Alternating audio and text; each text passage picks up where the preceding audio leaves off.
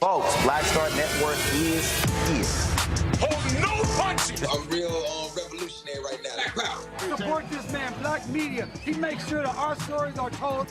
Thank you for being the voice of Black America, Roland. Stay black. I love y'all. All momentum we have now, we have to keep this going. The video looks phenomenal. See, this difference between Black Star Network and black-owned media and something like CNN. You can't be black-owned media and be scared. It's time to be smart. Bring your eyeballs home. You dig?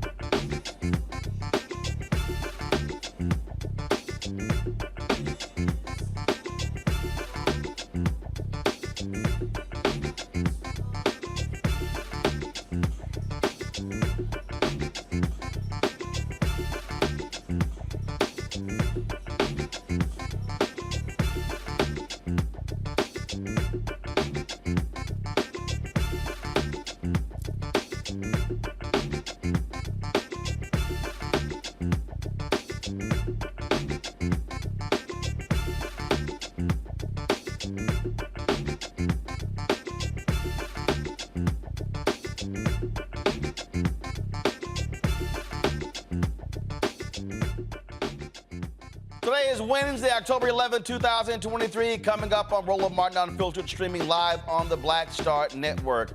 Hamas militants attack Israeli by air, sea, and ground, and now Israel is responding. We'll talk about the devastation in the Middle East that has caused more than 2,000 deaths on both sides. And national security expert Dr. Nola Haynes is here to make sense of this war. A Florida NAACP chapter is demanding the Tampa police take accountability for misconduct by its officers. Two videos have surfaced showing one officer taunting black residents and another choking a man during an arrest. We'll be joined by the president of the NAACP Hillsborough County branch. Thousands of Virginia voters have been purged from the voter rolls. Democrats are demanding the Department of Justice investigate. We'll be joined by Virginia House Democratic leader Don Scott on this issue. Vice President Kamala Harris is Fight for Our Freedoms college tour to the College of Charleston. We will have some of that for you. Also, I'm going to break down the continuing stories about why national media keeps saying Kamala Harris is a problem and really what is going on here. Plus, we're paying tribute to one of the three surviving descendants of the Tulsa Race Massacre, Uncle Red. He has passed away at the age of 102. It is time to bring the funk. I'm Roland Martin Unfiltered on Black Star Network. Let's go. He's got it. Whatever the miss, he's on it. Whatever it is, he's got the scoop, the fact, the find. And when it breaks, he's right on time and it's rolling. Best believe he's knowing. Putting it down from sports to news to politics. With entertainment just for kicks, he's rolling. It's Uncle Roro, y'all. It's Roland Martin, yeah. Rolling with Roland now. He's funk, he's fresh, he's real, the best, you know he's Roland Martin now.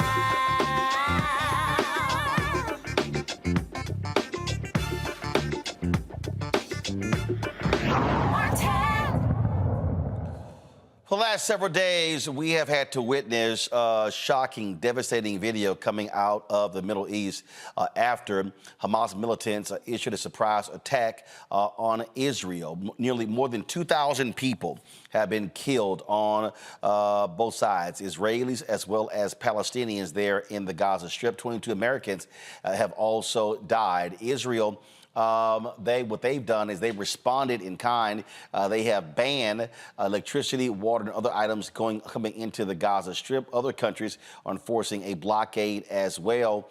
They are attacking and going after many of the Hamas strongholds there in the Gaza Strip. Prime Minister Benjamin Netanyahu and National Unity Party leader Benny Gantz says the government will not pass any laws or make any decisions that do not concern the conduct of war. Now, President Joe Biden, he, of course, has also been speaking out. He spoke again today, making it clear that the United States stands strongly and firmly with Israel. This has led to a lot of back and forth on Capitol Hill. You also have members of both parties talking about what needs to be done to actually provide additional resources to Israel in this battle.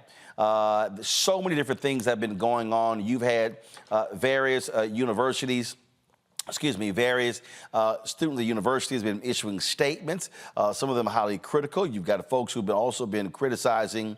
They've been criticizing members of Congress. Folks are making decisions. Do they stand with Israel? Do they stand with the Palestinians? You've got critics of Black Lives Matter Chicago for what they've been posting. And so we've just seen, again, a significant number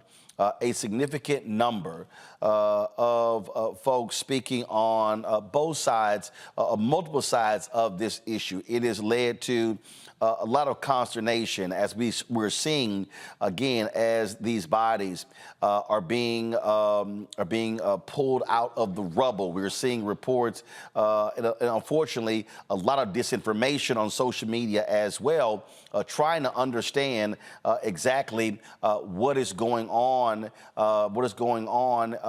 over there as we speak. Here's President Biden speaking a little bit earlier. Give me 1 second, all right, folks. Let me just pull this. Let me just pull this up. Here we go. I mean, I've been doing this a long time. I never really thought that I would see and have confirmed pictures of terrorists beheading children. I never thought I'd ever. Anyway, but there are countries in the region that are trying to be of some help, including Arab nations that are trying to be of some help. So, Doug Emhoff, who is, of course, the second gentleman who is married to Vice President Kamala Harris, he is also Jewish. He also spoke today. Here's what he had to say. You're all hurting. The entire Jewish community is hurting. I'm hurting. We grieve with you. We stand with you. But thank God we have the steady leadership of Joe Biden and Kamala Harris during this unthinkable time in our history. Their moral compass, their calm, their empathy are what we need in this time of crisis. And we saw that yesterday when President Biden, with Vice President Harris and Secretary Blinken by his side, powerfully addressed the nation and made clear to the world that Israel has the United States' unwavering support. Our president and vice president are making sure Israel has what it needs to defend itself. We are grateful for their leadership and support for Israel at this exceptionally difficult time. We also acknowledge and address how these events will impact us as Jews. All right, joining us right now is national security expert Dr. Nola Haynes. So, Doc, glad to have you here. So, all right, where do we even begin? First of all, this started with this surprise attack by Hamas against Israel. Some 5,000 rockets were fired. So I want to do this here. A lot of people really have no understanding of anything in this region. So let's first do this here. Explain to folks the difference between Hamas and the PLO. And so when you see people talking about they stand with Palestine, it doesn't mean that they are defending Hamas. So explain to people who don't quite understand this region at all. Thank you so much for doing this segment. It's very important, and I think it's important to talk to everybody about what's happening, especially folks in our community. And that is a great starting point. You know, we can go all the way back to 1948 when the State of Israel was even founded. This is how far this goes back. It goes all the way back there. And there are different times in the 60s and the 70s where you had different skirmishes. There was the 6-Day War in 1967. 1972. There are so many instances that you can point to, but nothing quite like this on this scale. So in 2006, Hamas came into power in Gaza. I want to be very clear about them having power in Gaza. There's the West Bank, and there are other parts where Palestinians are. In Lebanon and Jordan in 1948, when Israel became a state, and a lot of Palestinians were forced to go elsewhere, they migrated to many different parts. So we're talking about the Gaza Strip. So they came into power in 2006, and it's been a bit of a roller coaster since then. They ousted the Fatah party that was there, and then also the PLO.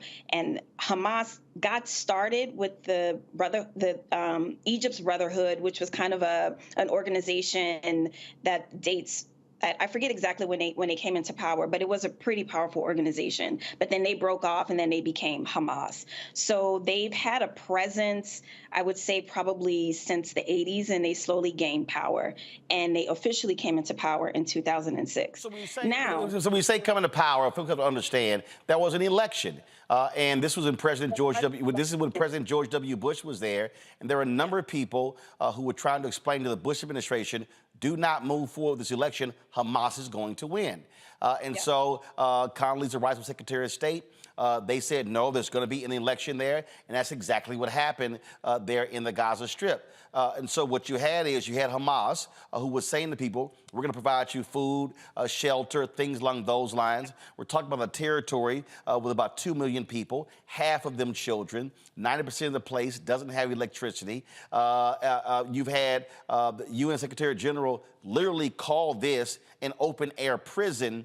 And so folk have to understand really what this area is like and really what is going on here, which explains why Hamas has been able to control the Gaza Strip. Go ahead. I'll give you an example. Think about the Taliban right now being in charge of Afghanistan. You can say they came to power, but they took it, essentially. So we really are talking about a terrorist organization running the Gaza Strip, but like you said, Roland, with over 2 million people in that area. So when we say they came to power, that's a nice way of saying a lot of people didn't have a lot of choice. They were looking for something different because they were suffering. And so this is very, very typical with a lot of terrorist organizations. They will promise, promise, promise. And in some instances, they will actually do the work. They will actually come and feed you.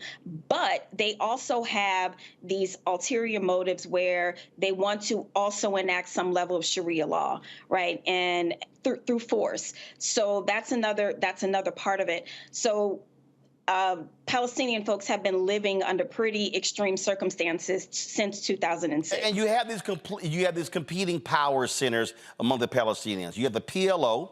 Yasser Arafat was their leader for a very long time, and they were the traditional group. You've got Hamas, which some may call the militant wing, and so you have folks at odds. Now we're seeing stories out of Israel saying that Netanyahu wanted to isolate the PLO, and then support being driven to Hamas to be able to then, frankly, crush both.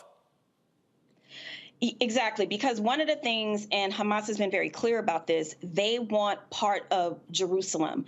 They want the Palestinian state to be recognized. They want the state of Palestine, and a big piece of that is Jerusalem. So I kind of want to fast forward to 2017 when the embassy was moved to Jerusalem. Hamas was not happy with that. They were not happy with the Trump administration at all. So that's kind of like a starting point. And hold up, before you go there, you had many white conservative, white evangelical Christians here in the United States who wanted that to happen as well. And so what you have here, you have this very interesting alliance going on where you have white evangelicals who are strongly backing that and pushing that, where you had a number of folks who are Jewish who were sort of like, is this really a major deal? And so that was, again, one of those conflicting issues where you had folks on multiple sides. You're like, well, why are y'all pushing this thing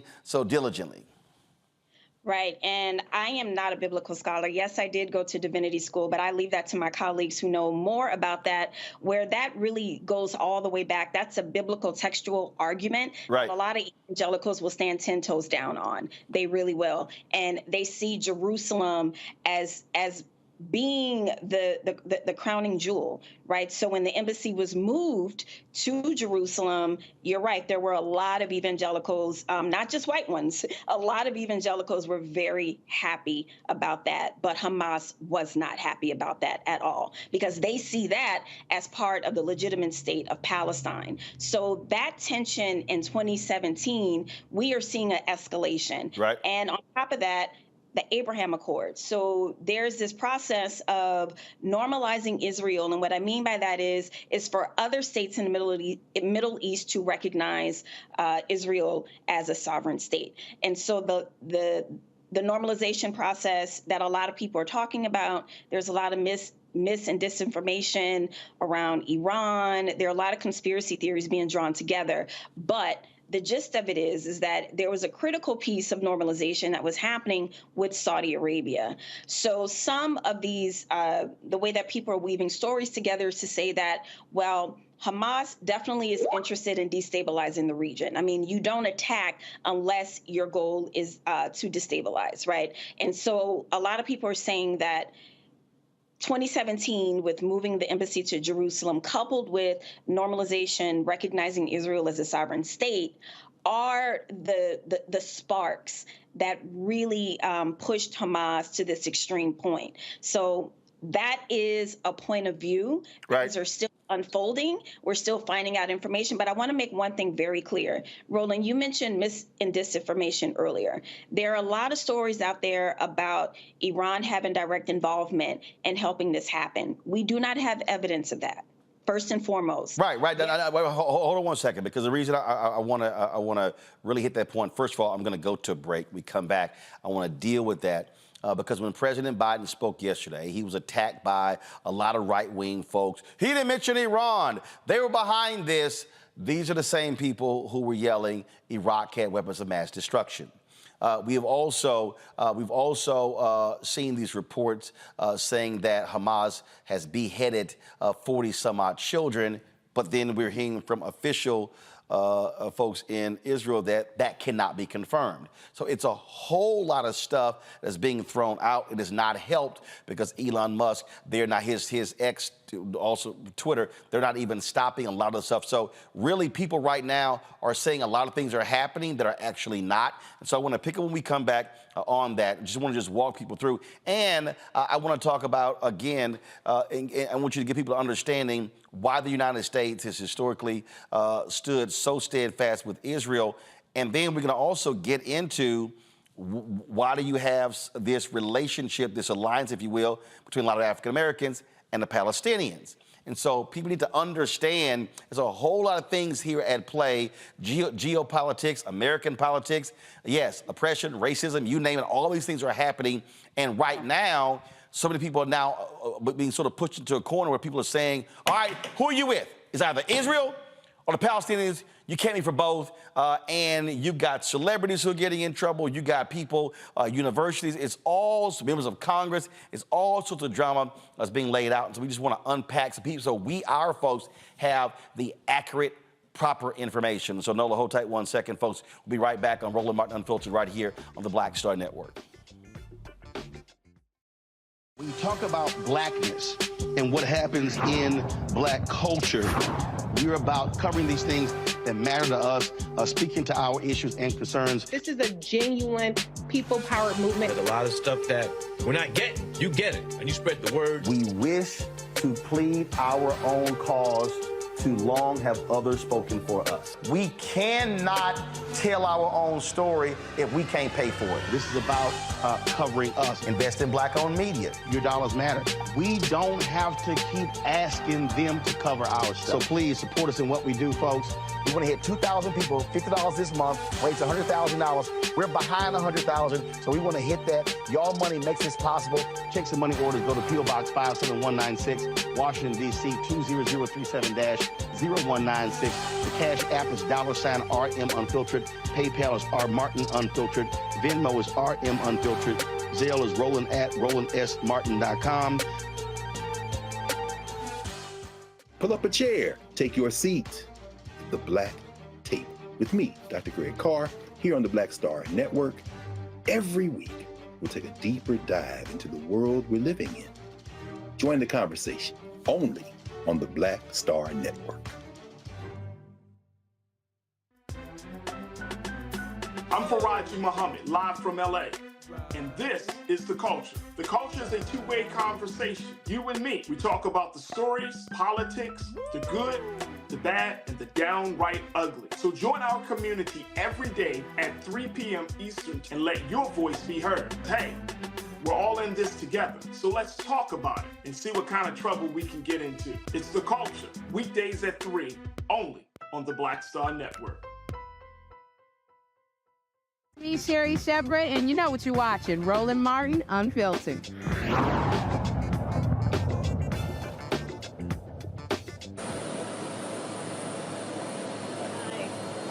Well, it's good to be back in Charleston, but I want to just first of all say a few words about what's happening in Israel right now.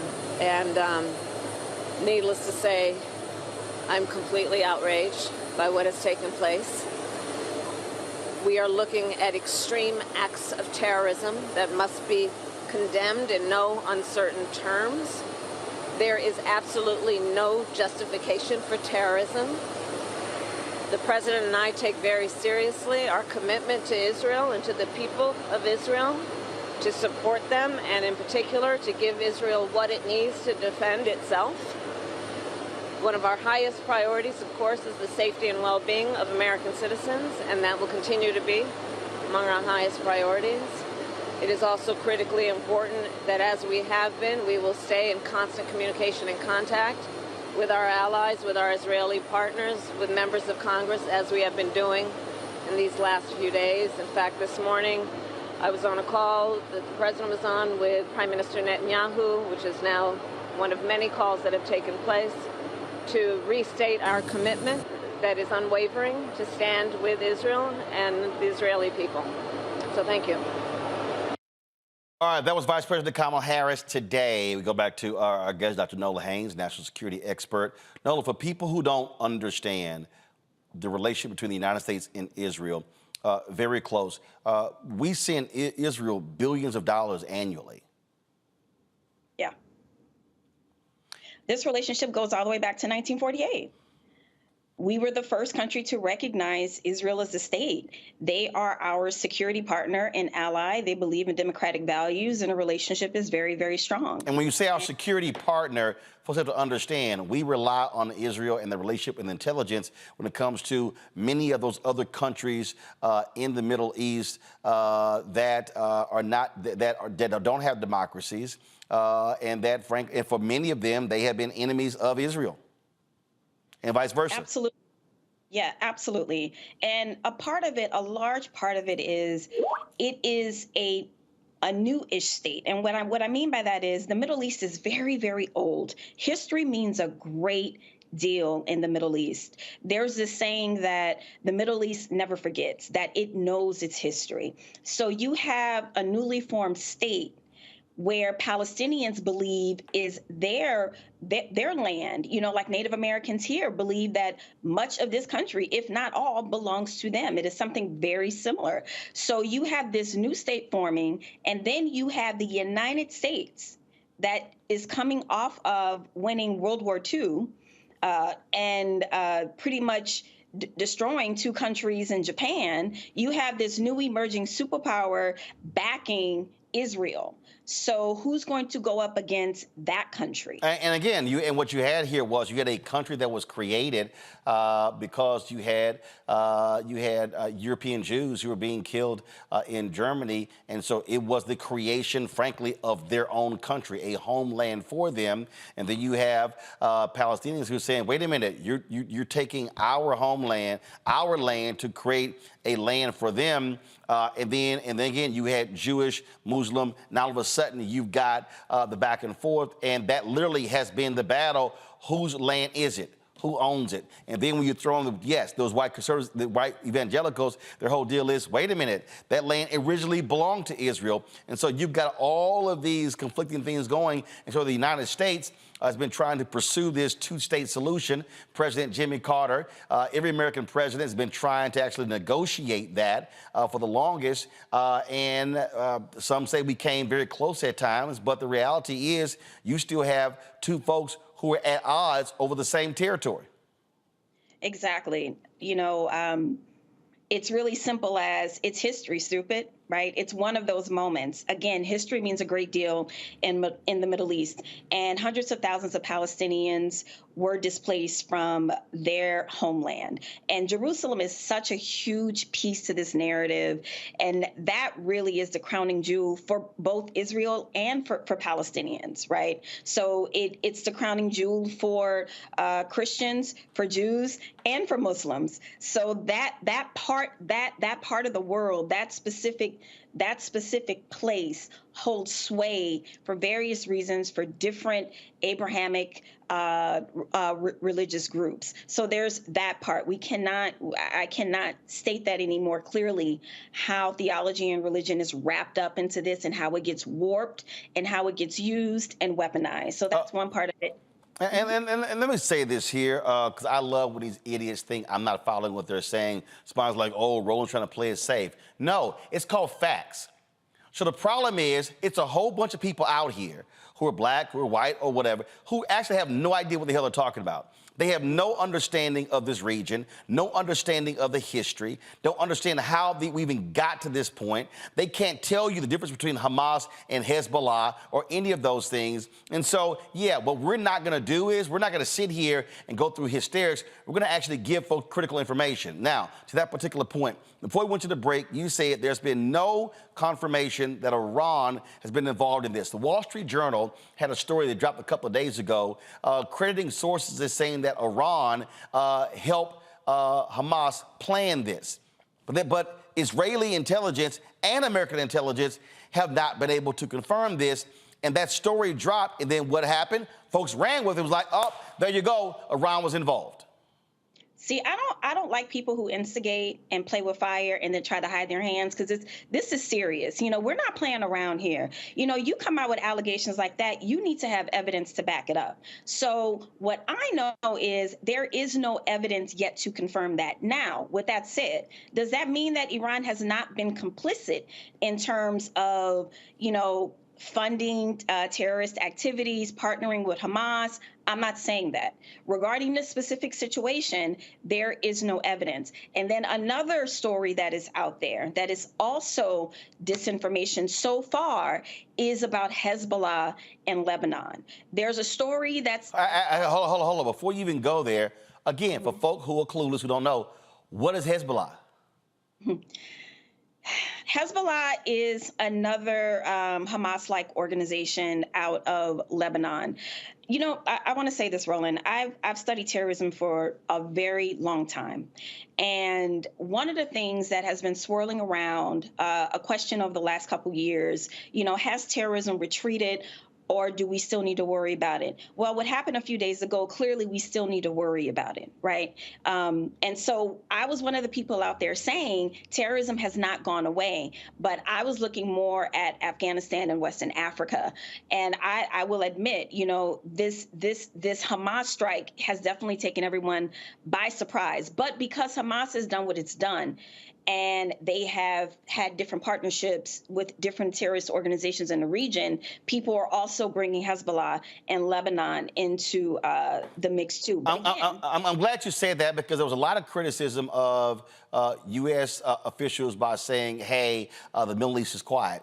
It has been. I mean, really, what you heard a lot in the Middle East were the protests in Israel when it came to Netanyahu trying to change the judiciary there. You had massive protests happening there. For the longest, it was quiet. So the reason this has blown folks away, because it seemingly came out of nowhere, and then you've had Israeli and American intelligence officials say they didn't even see this coming. You know, it reminds me of the beginning of Russia-Ukraine, and people said that it kind of came out of nowhere, although we had very good intelligence saying that it was going to happen. My analysis of that is, I think in many ways we stopped paying attention. You know, we stopped listening. And when you think about... So because it wasn't hot button, because it wasn't on fire, it was like, oh, we're all good, everything's cool. Exactly. And again, I'll give Putin as an example. Putin had been saying all along he wanted the former USSR to be, you know, to go back to its former glory. He had been talking smack about Ukraine for a while. He thinks that Ukraine is beneath Russia, that they belong under the boot of Russia. He's made these statements, but how seriously did we take this, right? Even with this massive intel failure, with Hamas attacking Israel in over 20 different locations, 20. That is extreme on any measure, for any measurement that exists in the world. And we're still getting information about that intelligence failure, but a lot of this is ego, right? Because there was an assessment made that terrorism had retreated, that terrorism was not the thing to look at. Many indicators said that what we should be looking at is not global terrorism, but proliferation of WMD. There was some information out there that was saying that. So, you know, I don't have the full story yet. I don't know what contributed to the intel failure, but somebody took their eye off the ball. So a lot of somebodies took their eyes off the ball, right? Because for more than 20 locations to be attacked in Israel, that's a lot of planning. That's a lot of chit chat going on somewhere.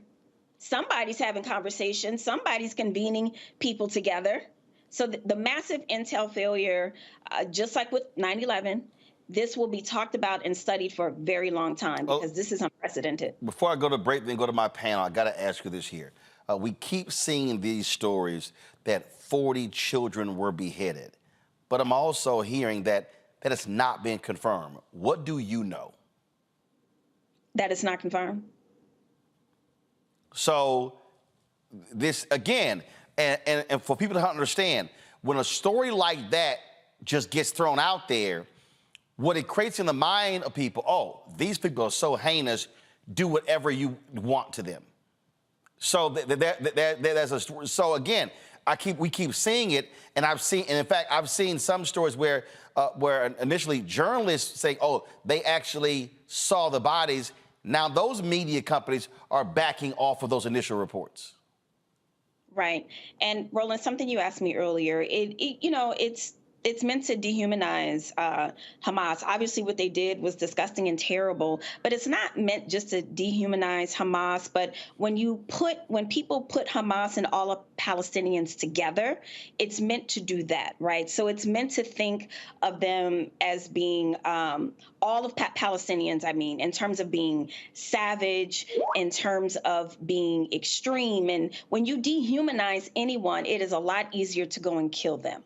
Right. So what Hamas did was disgusting and heinous on every single level. But the one thing that I do want to say, the one thing that I know is also very important to this administration is recognizing the difference between what Hamas did and Palestinians just trying to live their lives every single day. That is a distinction that this administration is standing on. And I'm happy that they are, because it is a distinction. And for people that are saying, well, they voted them in, well, you can't call them a terrorist organization today and not yesterday. So either they are and they have been, which is to say, I'm sure there was a lot of, they were elected in, right? They got elected. So you can't just make up that they're a terrorist organization just today, right? Without following that thread. So yes, they are technically in power, but there are a lot of everyday Palestinians who just want to live their lives, and they in no way deserve what's happening to them. All right, hold tight 1 second. I got to go to break. We come back. More of Dr. Nola Haynes, plus our panel as well. You're watching Roland Martin Unfiltered right here on the Black Star Network. Don't forget, if you're watching on YouTube, hit the like button. Same thing you're watching on our OTT app. Support us in what we do. Send your check and money orders to P.O. Box 57196, Washington, D.C., 20037-0196. Cash App, $RM Unfiltered. PayPal, R Martin Unfiltered. Venmo is RM Unfiltered. Zelle, Roland at RolandSMartin.com. Roland at RolandMartinUnfiltered.com. And be sure, of course, download the Black Star Network app, Apple phone, Android phone, Apple TV, Android TV, Roku, Amazon Fire TV, Xbox One, Samsung Smart TV. And be sure to get a copy of my book, White Fear, How the Browning of America is Making White Folks Lose Their Minds, available at bookstores nationwide. Download the audio version on Audible. We'll be right back. Hatred on the streets, a horrific scene, a white nationalist rally that descended into deadly violence. White people are losing their damn minds.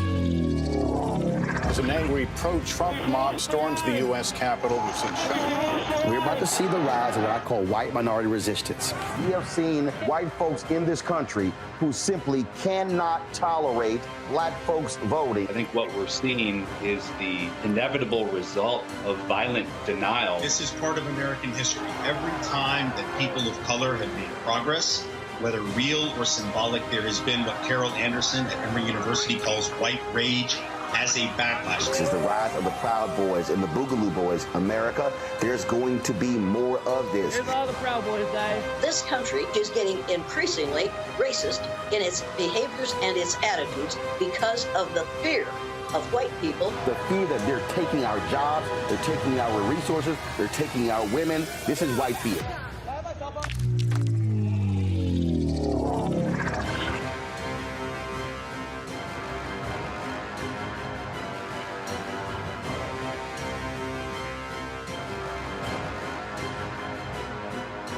On the next Get Wealthy with me, Deborah Owens, America's Wealth Coach, you're going to learn about the silver tsunami, which means that 1 million people are turning 65 every day and they're going to need some kind of care. You're going to meet two sisters whose situation with their own family led them to start a business in this industry, and now they're showing others. This is our passion, our mission, our purpose, our ministry. That's right here on Get Wealthy, only on Black Star Network. Hello, I'm Paula J. Parker, truly proud on the Proud Family. I am Tommy Davidson. I play Oscar on Proud Family, Louder and Proud. Hi, I'm Jo Marie Payton, voice of Sugar Mama on Disney's Louder and Prouder, Disney Plus. And I'm with Roland Martin on Unfiltered.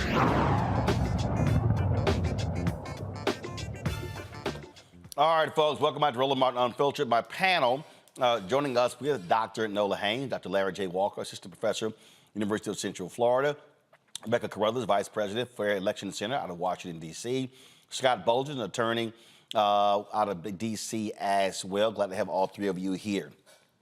It has been a whole lot of discussion, Larry, everywhere about how people are responding.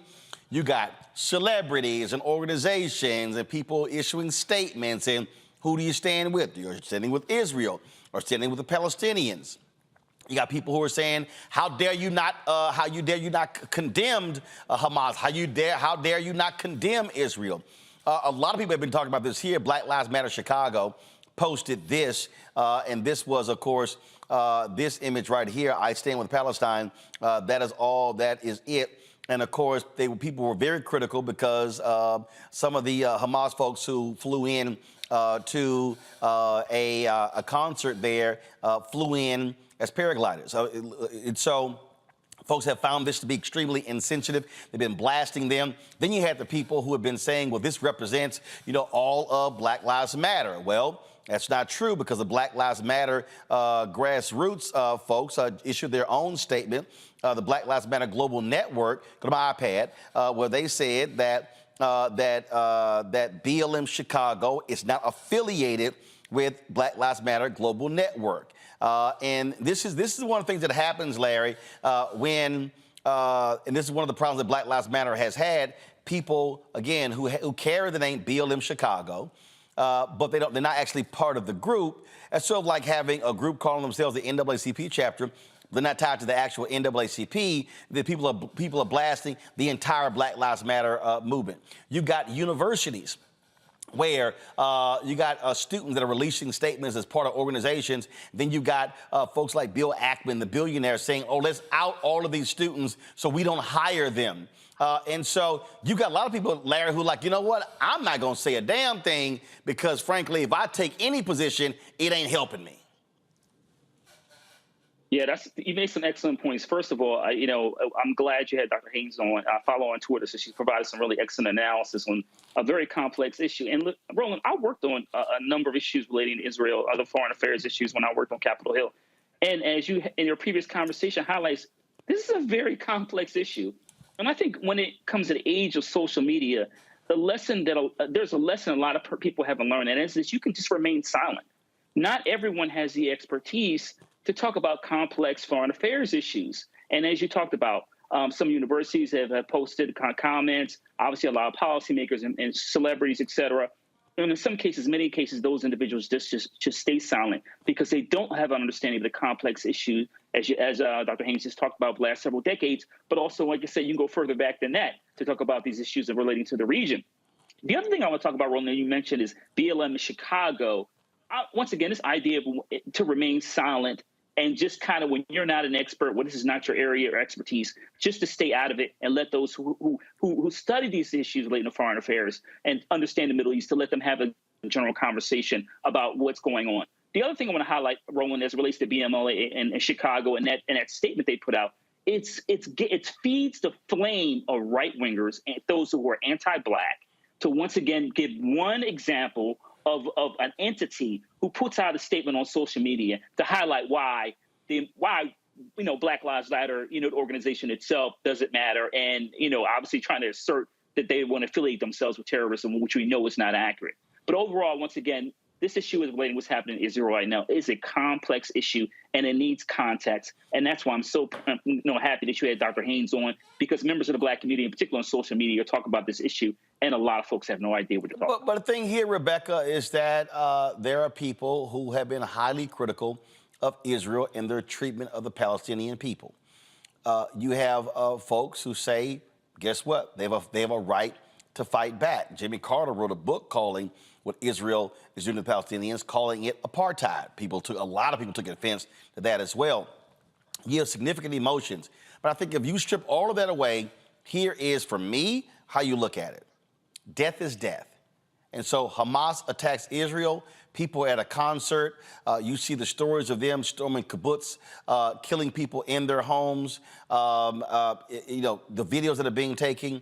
And then, of course, how Israel responds, killing Palestinians. Right now, more than 2,300 people are dead.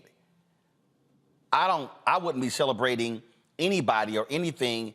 Death is death. This is pain. This is suffering. And family members are having to deal with this, whether you are Palestinian or Israeli. What we're watching is simply unattainable. There's so much that's happening so fast. There's so much misinformation. There's disinformation. And just to remind your viewers, this is one of the most highly concentrated areas on the planet, the most population-wise dense. Something else that's also an issue is that there currently isn't an ambassador to Israel from the United States. So that also hinders us from having an adequate response and actually having that information gathering that's so important, especially in the first few days of this conflict. The other issue, taking a step back and watching this, is it is disheartening as I'm listening to U.S. officials talk about what's happening. And I'm waiting to hear about the talk about peace. How do we back up? How do we move away from the precipice that we're currently at, where the whole region can devolve into further negative consequences? How do we actually just slow down, let tempers go back down in order to figure out what is the solution? What are the constructive things that can happen next? And so what I'm concerned is that in the U.S., we're playing politics with this issue, with, like you said, there are so many innocent people on all sides who are being unjudiciously murdered, slaughtered, killed, reports of raping, reports of all sorts of atrocities. And I think all of us need to take a step back, let this cool down just a moment so we can figure out what is the peaceful way forward, because what's happening now is not sustainable. Regardless of how people feel the response should be, we can't do this for the next week, the next months, the next years. We have to figure out a way forward. But the reality, Scott, that is Israel has made it perfectly clear.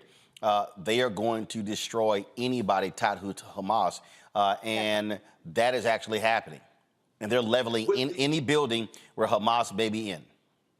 Yeah, with the U.S., without the U.S., so in spite of the U.S., they're going to go in and turn Gaza to rubble. And, you're right, death is death. Let me just say this, though, because I follow Nola also. Hamas is not Palestine. Hamas is not Palestinians. And we keep lumping them together. Well, the media does, and even politicians do. And I say that because then that leads to this question. I understand, never again, that Israel uses, and this is one of those never again moments in 2023, but we got to be strategic and surgical when you turn Gaza to rubble. You have innocent people there. You have women and children there. You have hostages there. How do they get out? You got to go in and find them if you can, but you've got to give them the pathway out. There are 3 ways out of Gaza, and I believe Israel has shut down 2 of those 3. And if they have, there's only one way. You've got to give those people time to get out if you're going to turn it to rubble. If you don't, you are doing, if you go in indiscriminately and say to hell with everyone and everybody, then you're just repeating this cycle of violence. I understand that Israel is going to do what they're going to do, right? And emotionally, I don't blame them. But in the end, once we turn Gaza to rubble, where do we go from there? And you see, this dialogue now is about revenge. Got it.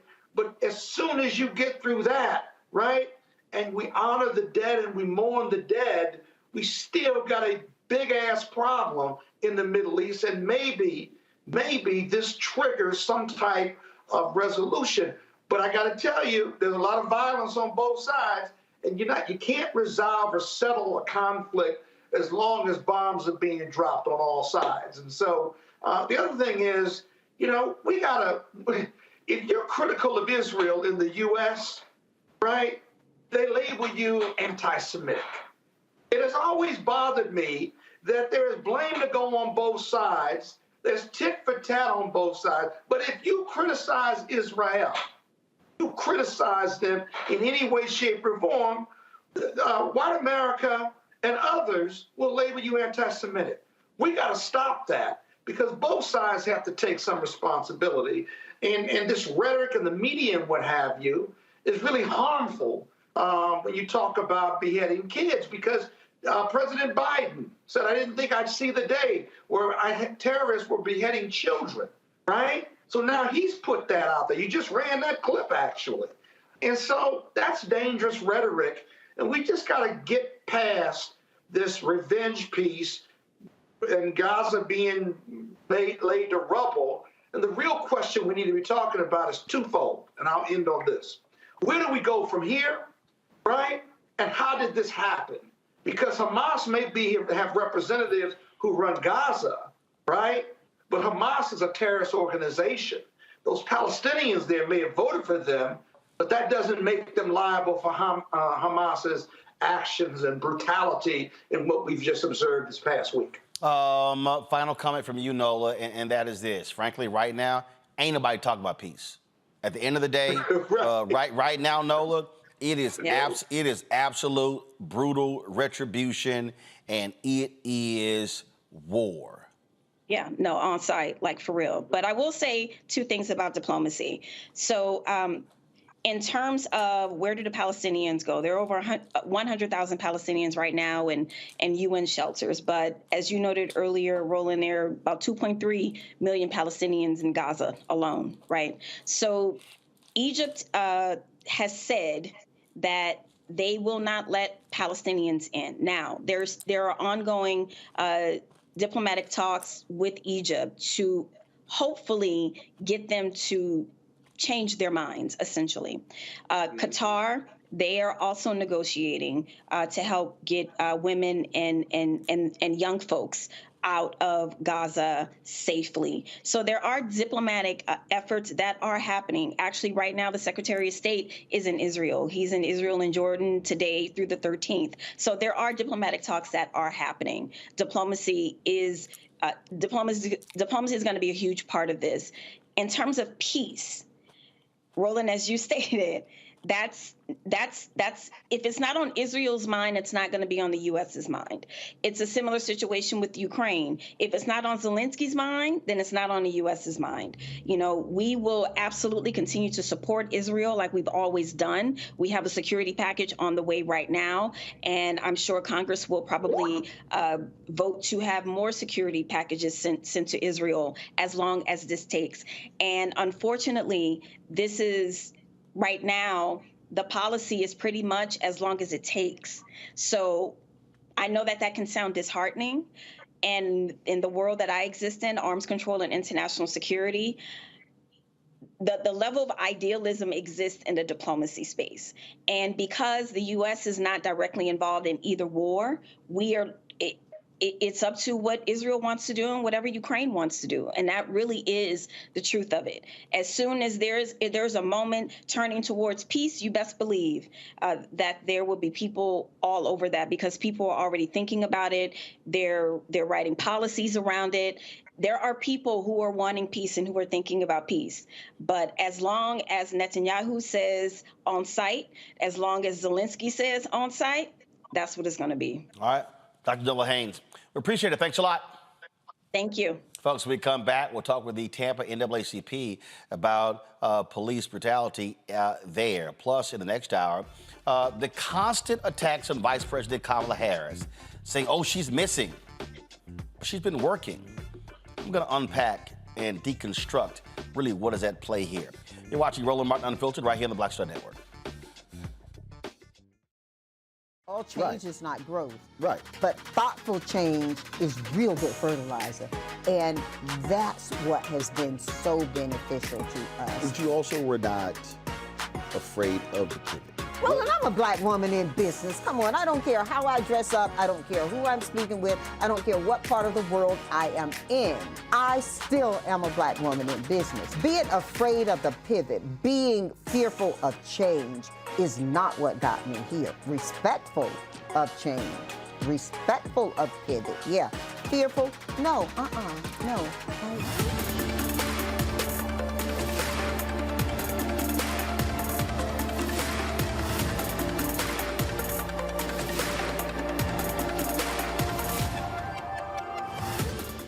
On a next, A Balanced Life with me, Dr. Jackie, we meet Ricky Fairley. She was given a death sentence by her doctor 11 years ago.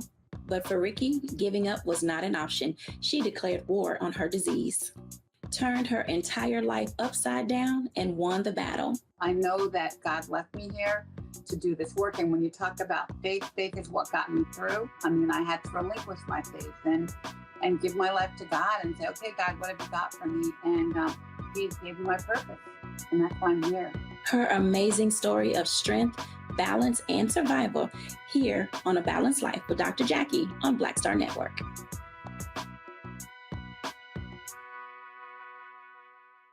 Coming up next on The Frequency, right here on the Black Star Network, Shanita Hubbard. We're talking about the ride or die chick. We're breaking it down. The stereotype of the strong black woman. Some of us are operating with it as if it's a badge of honor. Like you even hear black women like aspiring to be this ride or die chick, aspiring to be this strong black woman trope at their own expense. Next on The Frequency, right here on the Black Star Network. Hey, what's up? It's Sammy Roman. Hey, it's John Murray, the executive producer of the new Sherry Shepherd Talk Show. It's me, Sherry Shepherd, and you know what you're watching, Roland Martin Unfiltered.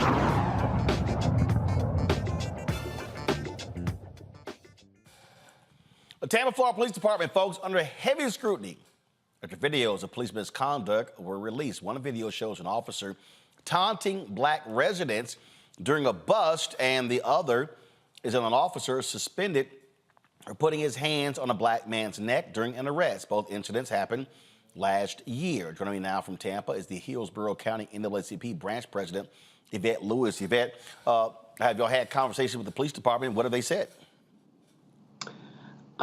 Basically, with the first incident, a veteran police officer that has been there for 10 years, they said that he was just having a bad day, the police officer was. He was having a bad day. This is coming from a person with a badge and a gun where somebody could end up being killed. That is correct. And that came from the chief of police here. And the other gentleman, they covered it up and hid it for so long, but they just said he was very remorseful and he was sorry for what he did. So neither one was suspended?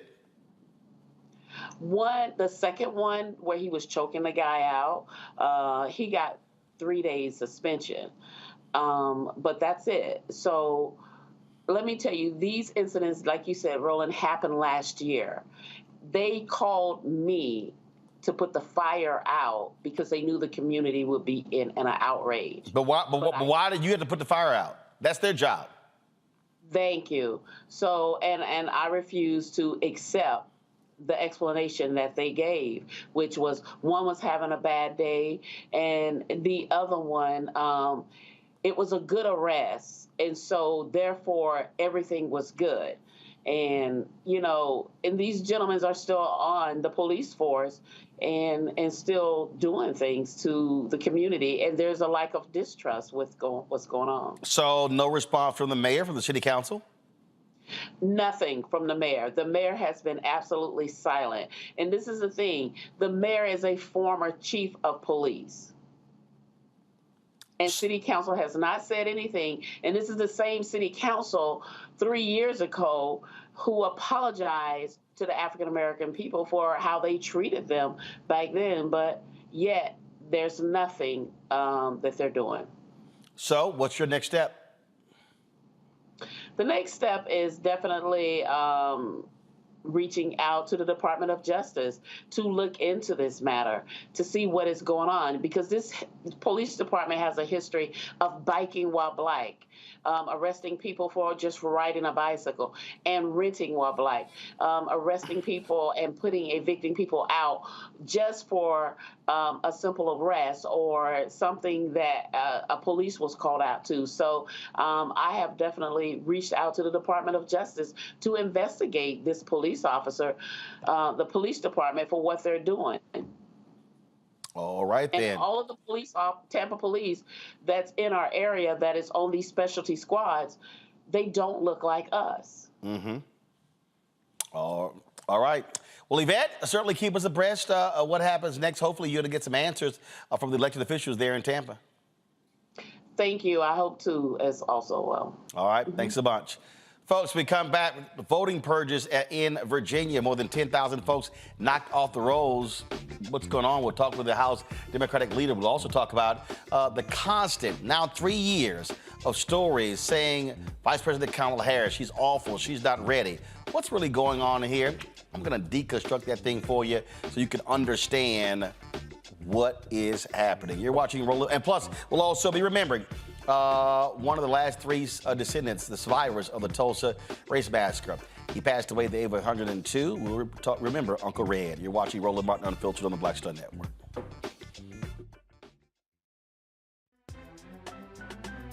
I'm Faraji Muhammad, live from LA.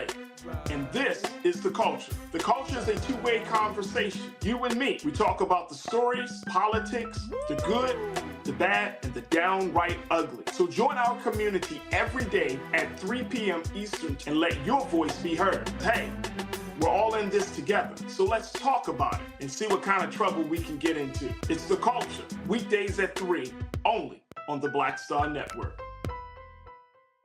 On the next Get Wealthy with me, Deborah Owens, America's Wealth Coach, you're going to learn about the silver tsunami, which means that 1 million people are turning 65 every day, and they're going to need some kind of care.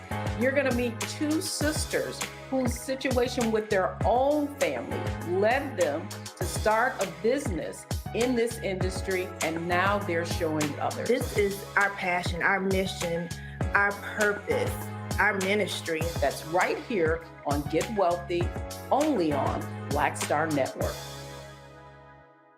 All change is not growth. Right. But thoughtful change is real good fertilizer.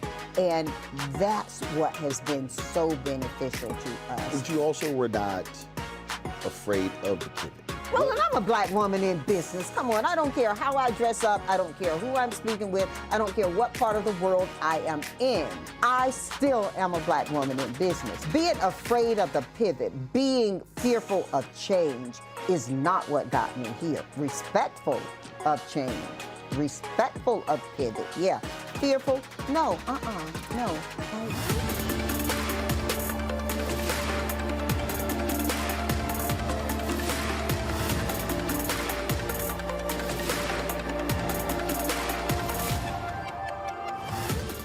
Hey, Hey, what's up, y'all? I'm Devon Frank. I'm Dr. Robin B., pharmacist and fitness coach, and you're watching Roland Martin Unfiltered.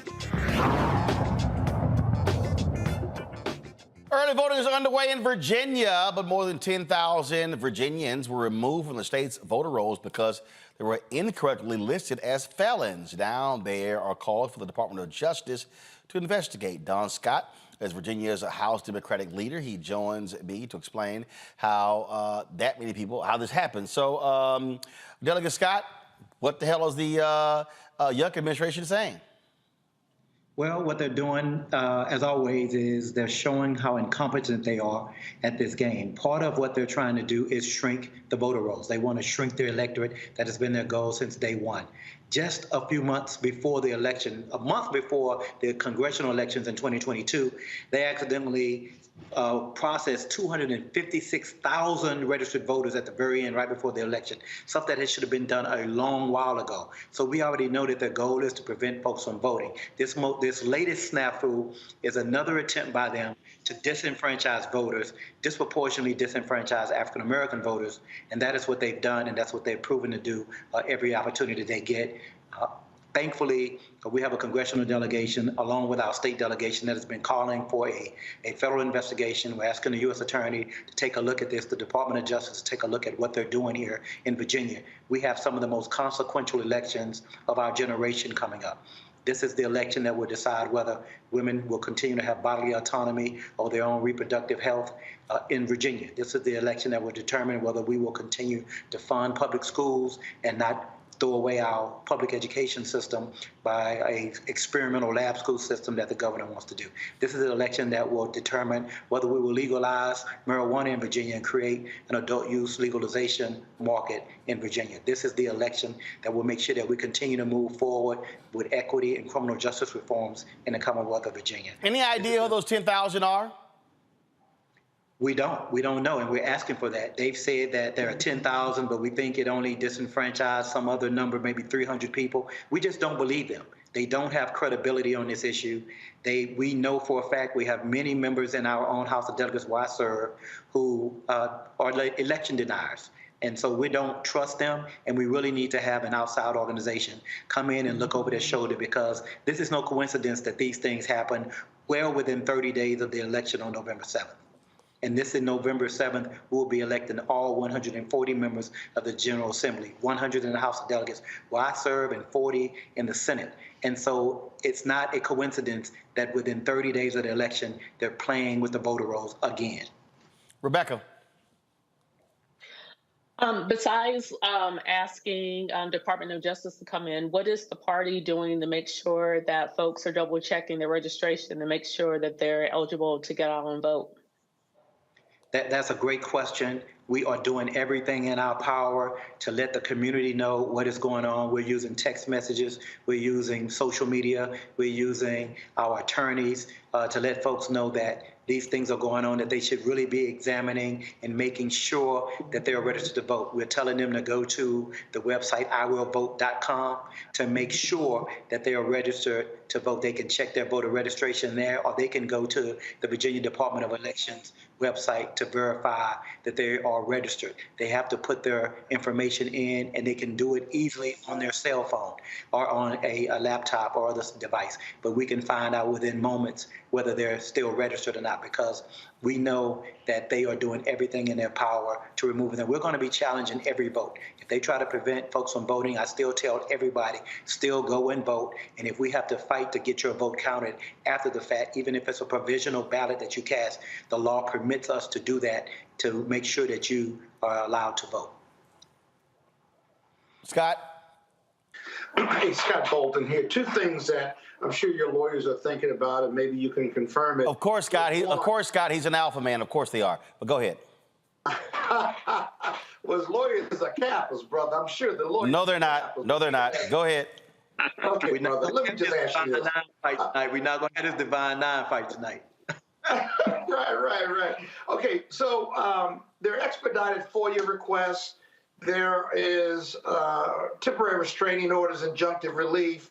I hope the lawyers are looking at that, because I think you can meet both of those requirements just based on the public information that I've been listening to. Are those on the table? Because that'll get you the PR and hopefully the relief that you really ultimately want to get the word out.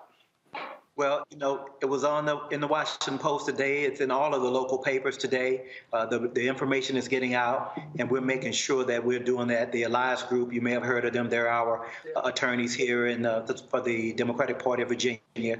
We have a voter protection unit, and we're doing everything in our power to make sure that we have a legal strategy that's aggressive, and if we need to litigate, we will. Can't win without them. Thank you. Larry? Yeah, sure. Thanks for coming on this show. So you talked about you have a number of some of your colleagues are election deniers, but you mentioned you don't have an idea who these voters are. So I'm curious at first, what are some of your colleagues on the other side I'll have to say? And then secondly, the reason why I'm making that point is what if it happens to be some of these individuals individuals from the other party? And particularly I make that point because you mentioned they're election deniers, and there's always questions about, in Virginia and other states that it's rigged. So I'm curious about what some of your colleagues, your Republican colleagues, would say about this issue. But that's a great question. They hadn't said a whole lot. They've been very quiet. They've deferred to the governor on this issue. They've been very quiet. And I'm always amazed. The last election in 2021, when they won the majority by a slim margin, they were not denied elections. If the system worked fine when they win, but when they lose, then there's something wrong with the system. So I'm not surprised that they would try to use tactics right now so they can build in some early excuses on why they should lose this election.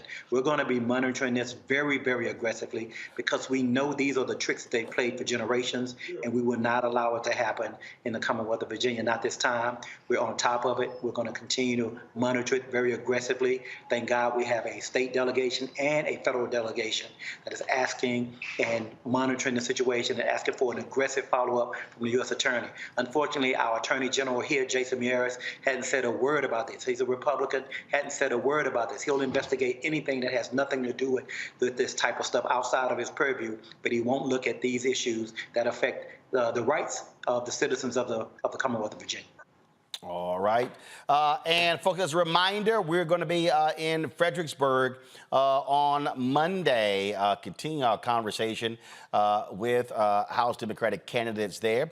It's a community conversation in Fredericksburg. We're going to be right there, Zion Church of Fredericksburg, beginning at 6 p.m. Eastern. Want you to pack the house out. Look forward to seeing all of you there. We, of course, were in Suffolk last night, Virginia Beach on Monday. Again, in Fredericksburg is next week, and then we're going to make our way to Petersburg and also Richmond as well. Delegate Don Scott, I appreciate it. Always good to see a fellow Texas A&M Aggie and Alpha brother on the show, always leading the way, unlike Scott's Kappas. Whatever. All right. Thank y'all. Y'all have a great night, and I appreciate y'all having me on. Let's stay on this game. Let's stay focused. We can win this election. We only have to turn 3 seats, and y'all are now speaking to I will have the opportunity to be the first African American ever to become Speaker in the Commonwealth of Virginia. So thank y'all for having me. All right, let's make it happen. All right, Don, thanks a lot. I appreciate it. All right, folks, don't forget, in Virginia, October 16th, the voter registration deadline to vote in this year's election. Those who register after this date through Election Day can still do so and will vote using a provisional ballot. October 27th is the deadline to apply for an absentee ballot to be mailed to you. Virginians can request an absentee ballot through the mail, fax, or online. November 4th, the last day of early in-person voting, and deadline to apply for an absentee ballot in person. Early in-person voting will end at 5 p.m. and November 6th is the last day a voter can request an emergency absentee ballot.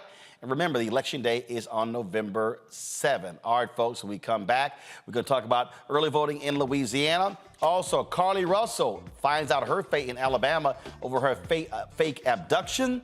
Why the constant grilling and attacks on Vice President Kamala Harris. And remember, one of the last 3 survivors of the Tulsa Race Massacre who passed away at the age of 102. You're watching Roland Martin Unfiltered on the Black Star Network. Support us in what we do.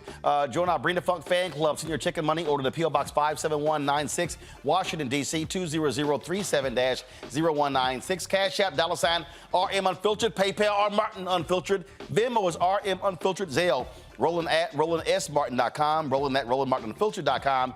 Be sure to download the Black Star Network app, Apple phone, Android phone, Apple TV, Android TV, Roku, Amazon Fire TV, Xbox One, Samsung Smart TV. We'll be right back. Pull up a chair, take your seat.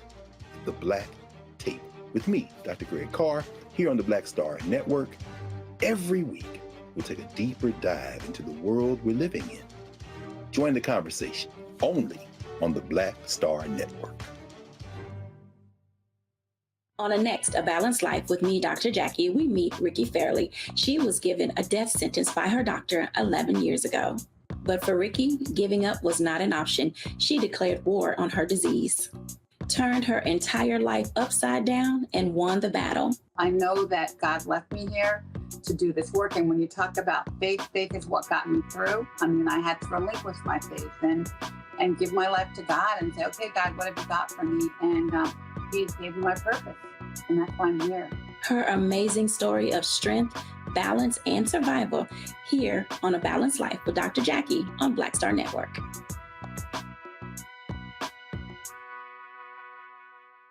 When you talk about blackness and what happens in black culture, we're about covering these things that matter to us, speaking to our issues and concerns. This is a genuine people-powered movement. There's a lot of stuff that we're not getting. You get it, and you spread the word. We wish to plead our own cause. Too long have others spoken for us. We cannot tell our own story if we can't pay for it. This is about covering us. Invest in black-owned media. Your dollars matter. We don't have to keep asking them to cover our stuff. So please support us in what we do, folks. We want to hit 2,000 people, $50 this month, raise $100,000. We're behind 100,000, so we want to hit that. Y'all money makes this possible. Checks and money orders go to P.O. Box 57196, Washington, D.C. 20037-0196. The Cash App is $RM Unfiltered. PayPal is R Martin Unfiltered. Venmo is RM Unfiltered. Zelle is Roland at RolandSMartin.com. Hello, we're the Critter Fixers. I'm Dr. Bernard Hodges. And I'm Dr. Terrence Ferguson. And you're tuned in to Roland Martin Unfiltered.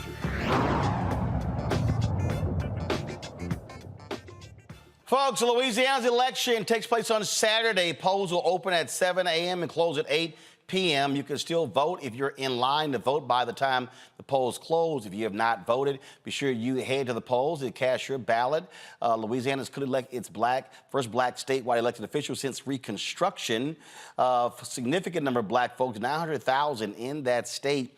Who can vote. If black voters turn out in record numbers, former Transportation Secretary Dr. Sean Wilson could very well get into the runoff. Of course, if he gets into the runoff, then that election will be held in November. Folks going to turn out. One of the things here that still drives me crazy, Rebecca, when we look at this, is that when we look at the states, and it's Louisiana, frankly, Texas and Florida, we can go on and on and on. People have this assumption that because they're southern states, African Americans got no shot because they're red states. But the reality is this here. If we get our numbers, and I keep saying this, if we get our numbers up 65, 70, 75% of eligible African Americans, we can sweep elections. So literally the power is actually in our hands. You're absolutely right. I'm actually in Houston tonight, and when I even look at the population of Houston, and when I think about the statewide elections in Texas, if more people in Harris County turned out to vote, then it would flip and literally change the political landscape in Texas. And what we see in Louisiana is no different. While I did notice that the numbers coming in so far is that overall the voter turnout numbers in Louisiana for this primary is down, like white folks I think is down 12% and black folks is down 9%. One thing that I will say, the state of Louisiana has not done itself any favors with how they do their October primary. It's not a set Saturday. It's not always the second Saturday of the month. Sometimes it's the third Saturday. Sometimes it's the last one of the last Saturdays in October. So even that inconsistency with how the local and gubernatorial primary is set up is set up in a way that actually depresses the amount of folks who turn out to vote.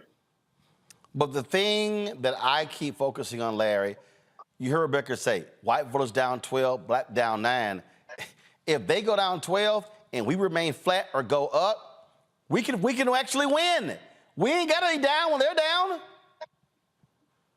Yeah, and that's a key. And there's obviously a lot of complex reasons why, we see the numbers. You talked about Louisiana and some other states. And Roland, I want to go back just a couple of years ago. We talked about Florida, and obviously the governor and both U.S. senators are Republicans. It's considered now a red state instead of a purple state. But a reminder, Andrew Gillum almost won the election for governorship just a few years ago. So when we talk about your point about, some of these, red states, and if we, we're able to increase percentage-wise the number of black voters, it will make a tremendous difference. And, we talk about states like Alabama, Mississippi, Florida, and there's significant numbers of black people in those states.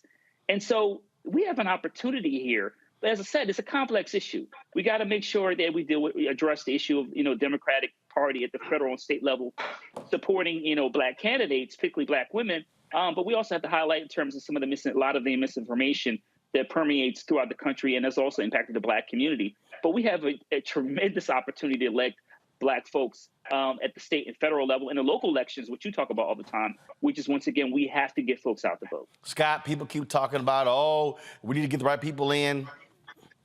Can't get in if folks don't vote. I give up. I give up on black people voting. And you can criticize me all you want. Our futures could have changed America if we would just get out and vote. Here's a question for you, Roland, and here's a book for you, your next book, right? Why we won't vote. Top 3 reasons why black Americans just won't vote. A simple process could change their lives and change their communities and their state and the country. And they just won't do it. 60 to 70% of us, that's easy, just won't do it. What's your top 3 reasons for why black people won't vote? I think that without a doubt, number one. No, I think number one is if that has not been your way of life and you've seen it growing up, you likely are going to then grow up and say, I don't see that big deal. When I see people, and Rebecca, I think you speak to, when you see people who their parents made this a priority, matter of fact, there's at the National Civil Rights Museum in Memphis, there's a placard there. There's a quote from a young black girl, and it says, all I want for my 18th birthday is a voter registration card. So that was so when something was denied from us, there was a fervor to actually get it. And I think, frankly, some people, they've accepted the laziness of it, and they are just, you know what, hey, I don't see this making a difference, so therefore I can sit it out. But they will complain, though. You got 2 more answers. No offense, it's your show, but a couple more. Rebecca, you give one. Larry, you give one.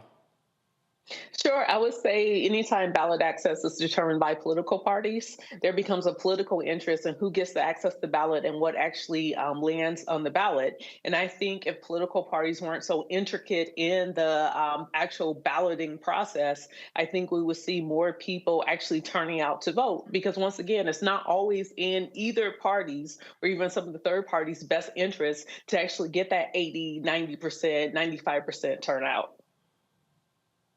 Larry? So, yeah, Roland, the point I want to make into what Scott says is I think black folks suffer from political exhaustion also. Listen, we talk about all these issues relating, states taking steps to infringe on the rights of black folks. And obviously the work the DOJ has been doing the last couple of years among some of the civil rights organizations, Legal Defense Fund, et cetera.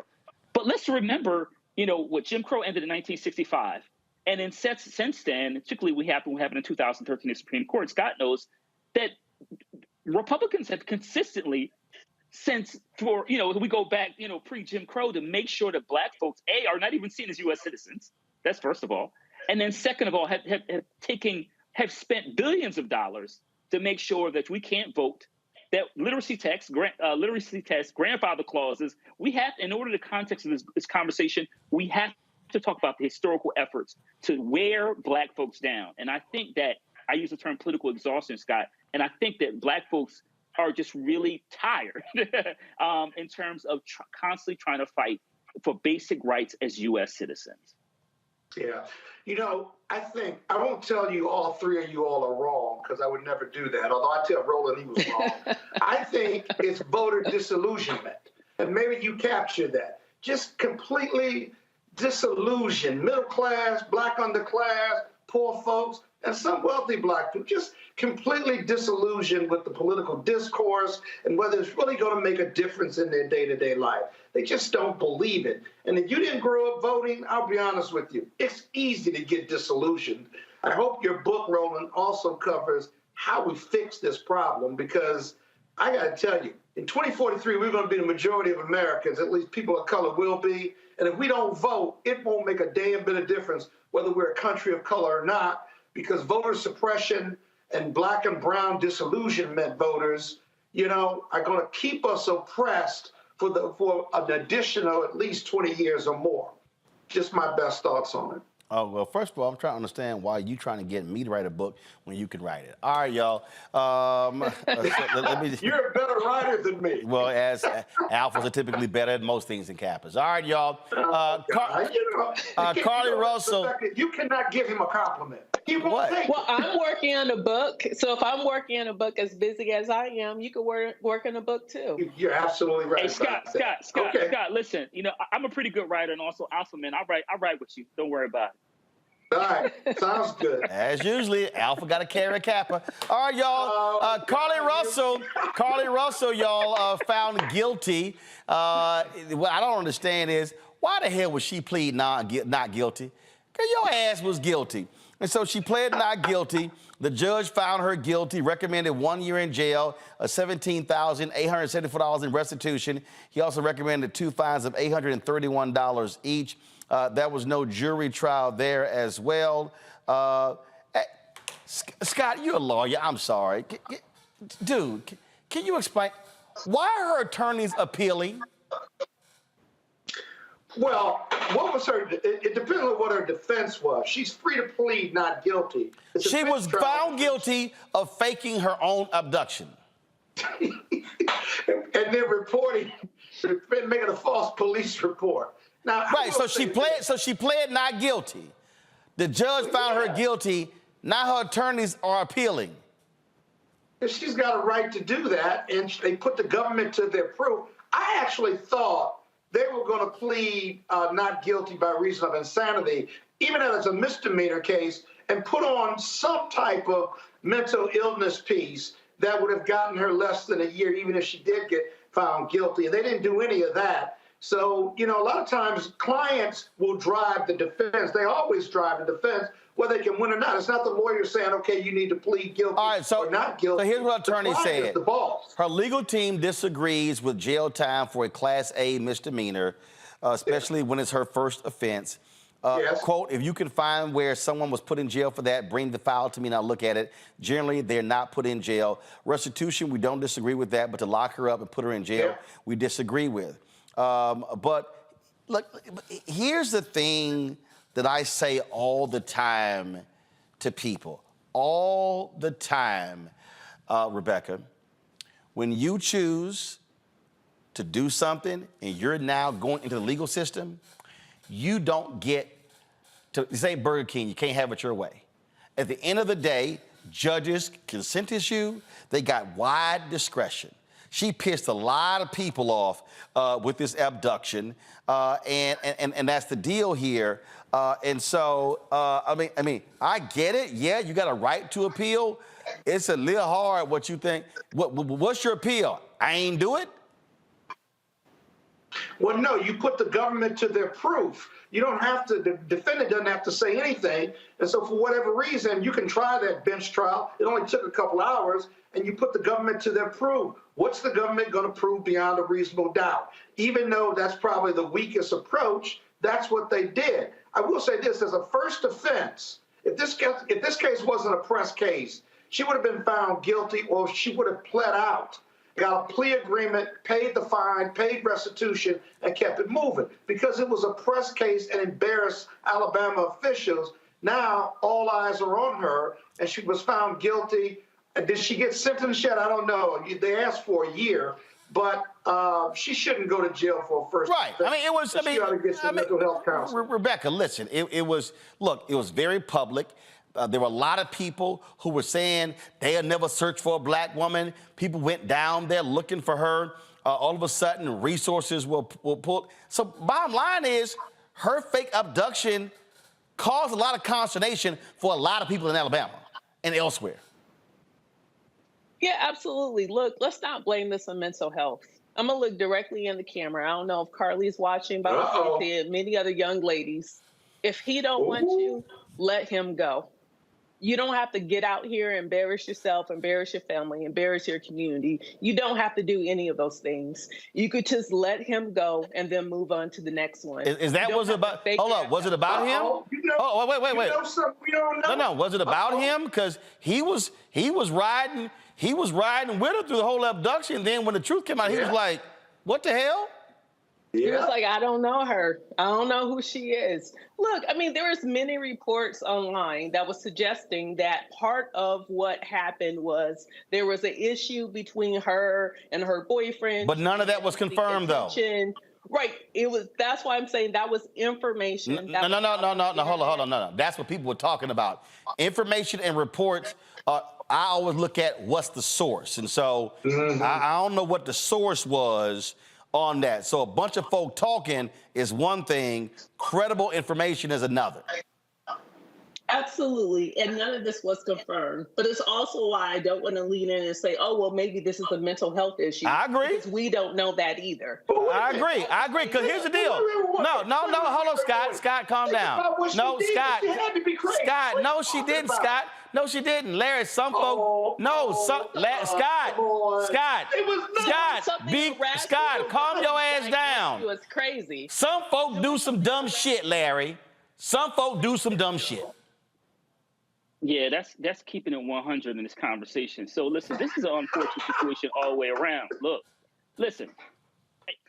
We talk about black folks, particularly black women going missing. You know, we have black and missing. You've had them on, Roland. Look, disproportionately, when black folks disappear, no one pays attention. And that's why what California did with a new Ebony Alert is so important. Because disproportionately, once again, we go missing, particularly black women. No one pays attention. No one cares. This story blew up, got national attention. Black folks are all over social media. Like you said, black folks are willing to travel to help look for this sister. And then we come to find out it's a hoax. So listen, often when people do crazy things, they tie to mental health. Listen, and we often know people who have mental illness you would never even know about it. So let's be clear about that. The bottom line is she made a really bad decision and it will harm her for the rest of her life. And regardless of what you do, you can always Google her name and this story will always come up. And so just she did damage now to herself. And just let me remind some people, it was a white woman in California. Go to my iPad. Her name is Sherry Papini. Guess what? She faked her abduction, and she was sitting here laid up with her boyfriend hundreds of miles away while folks were looking for her, and they were looking for her for a long time. Guess what? Sent her ass to prison for 18 months. So I know folk might say, oh, man, it's a black woman. No, the white woman went to jail for faking her abduction, and so that's what happens. All right, y'all, I got to go to a break. We come back. I want to talk about Vice President Kamala Harris. A consistent thing that they've been attacking her with for 3 years. 2 new articles out saying the same damn thing. I got to deal with this, y'all. We come back on Roland Martin Unfiltered on the Black Star Network. Coming up next on The Frequency, right here on the Black Star Network, Shanita Hubbard. We're talking about the ride or die chick. We're breaking it down. The stereotype of the strong black woman. Some of us are operating with it as if it's a badge of honor. Like you even hear black women like aspiring to be this ride or die chick, aspiring to be this strong black woman killed at their own expense. Next on The Frequency, right here on the Black Star Network.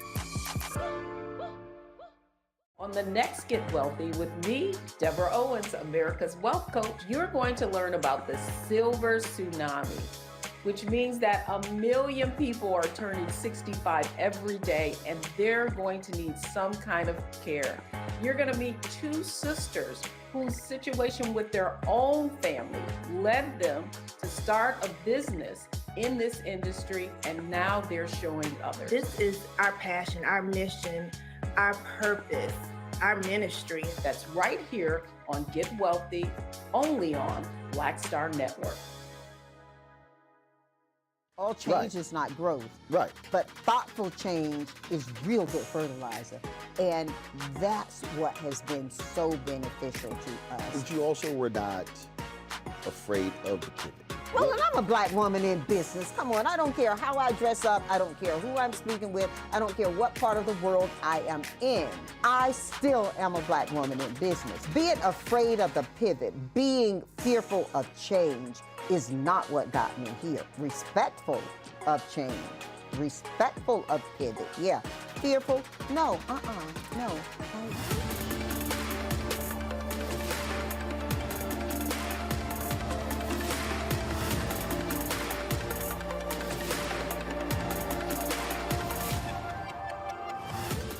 Hey, what's up, y'all? I'm Devon Franklin. It is always a pleasure to be in the house. You are watching Roland Martin Unfiltered. Stay right here.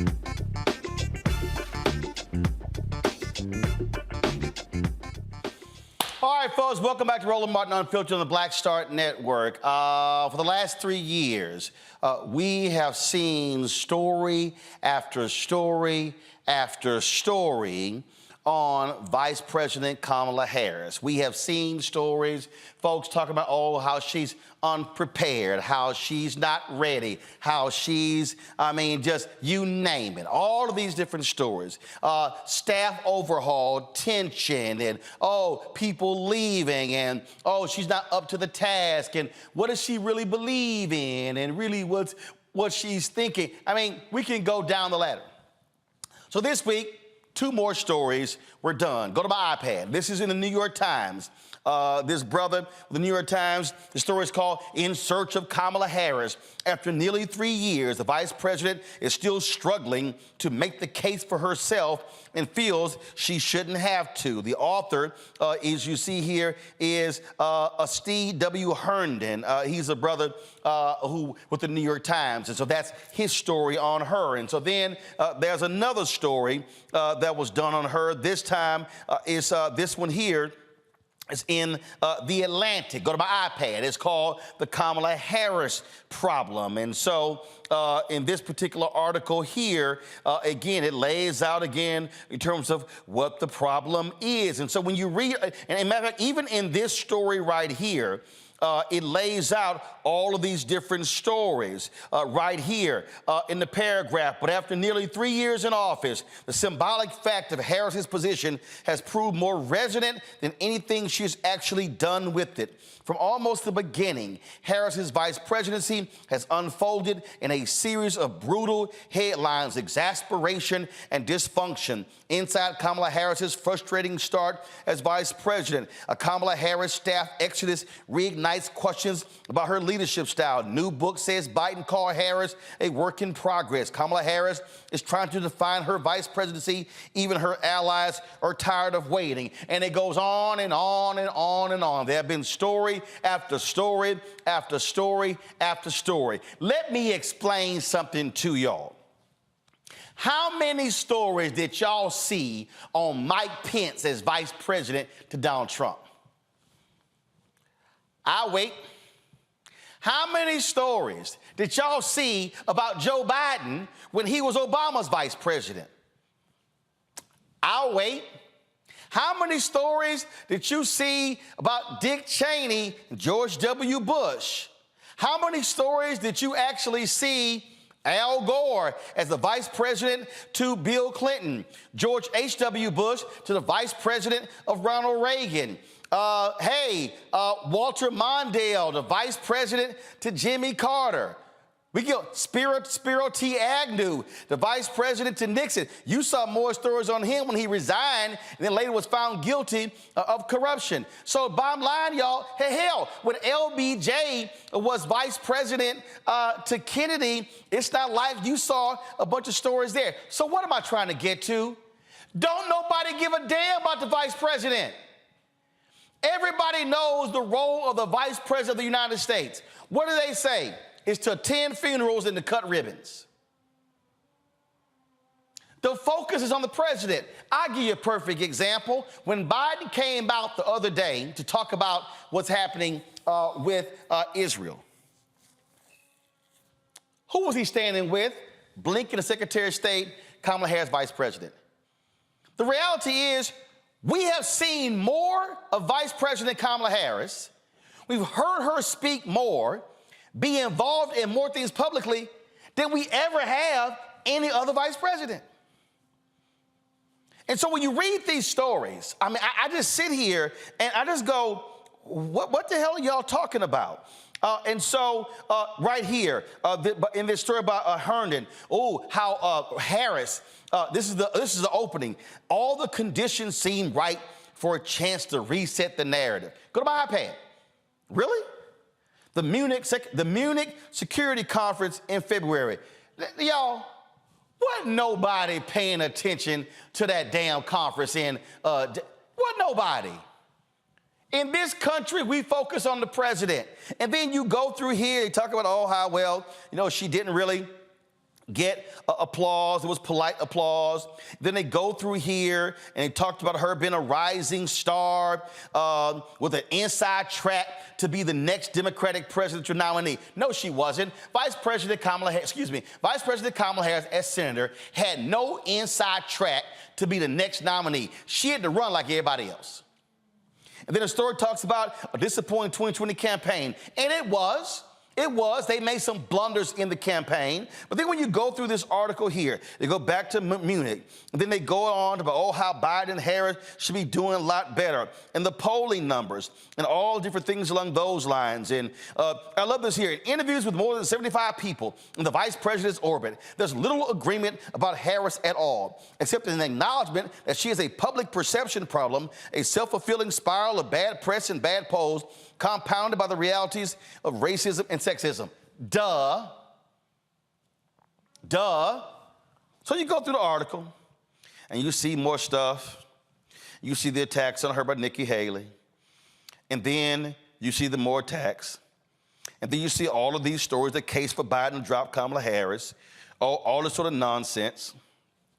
And then, of course, when you have fellow Democrats who, in the case of Senator Elizabeth Warren, who did not want to speak affirmatively about Harris being the nominee, and then how she called twice to apologize. Harris wouldn't take her phone calls. When Nancy Pelosi went on and didn't really want to answer the question, when some other candidates did not want to answer the question, we can go on and on and on. These things laid out. And so they interview some African Americans in this story, and then you go on here. And so I love this one here. I called top Democratic pollsters to gauge whether a Harris-led party kept them up at night. I talked with members of Biden's vice presidential selection committee to ask the question I've always wanted to know the answer to. Was Kamala Harris really chosen as a running mate because she had the right identity at the right time, the highest profile diversity hire in America? Here's why that is a bullshit-ass question from this brother. I'm going to roll y'all back to 2008. Do y'all remember the black man with a funny sounding name? Do y'all remember what they said in 2008? Obama, he can't pick a woman. America not ready for a black man and a white woman. They can, a black man and a woman to be the president and the vice president. Ooh, no, America ain't ready for that. So what did they say? Oh, you know what? If Obama gonna win, he gonna have to pick an old white man.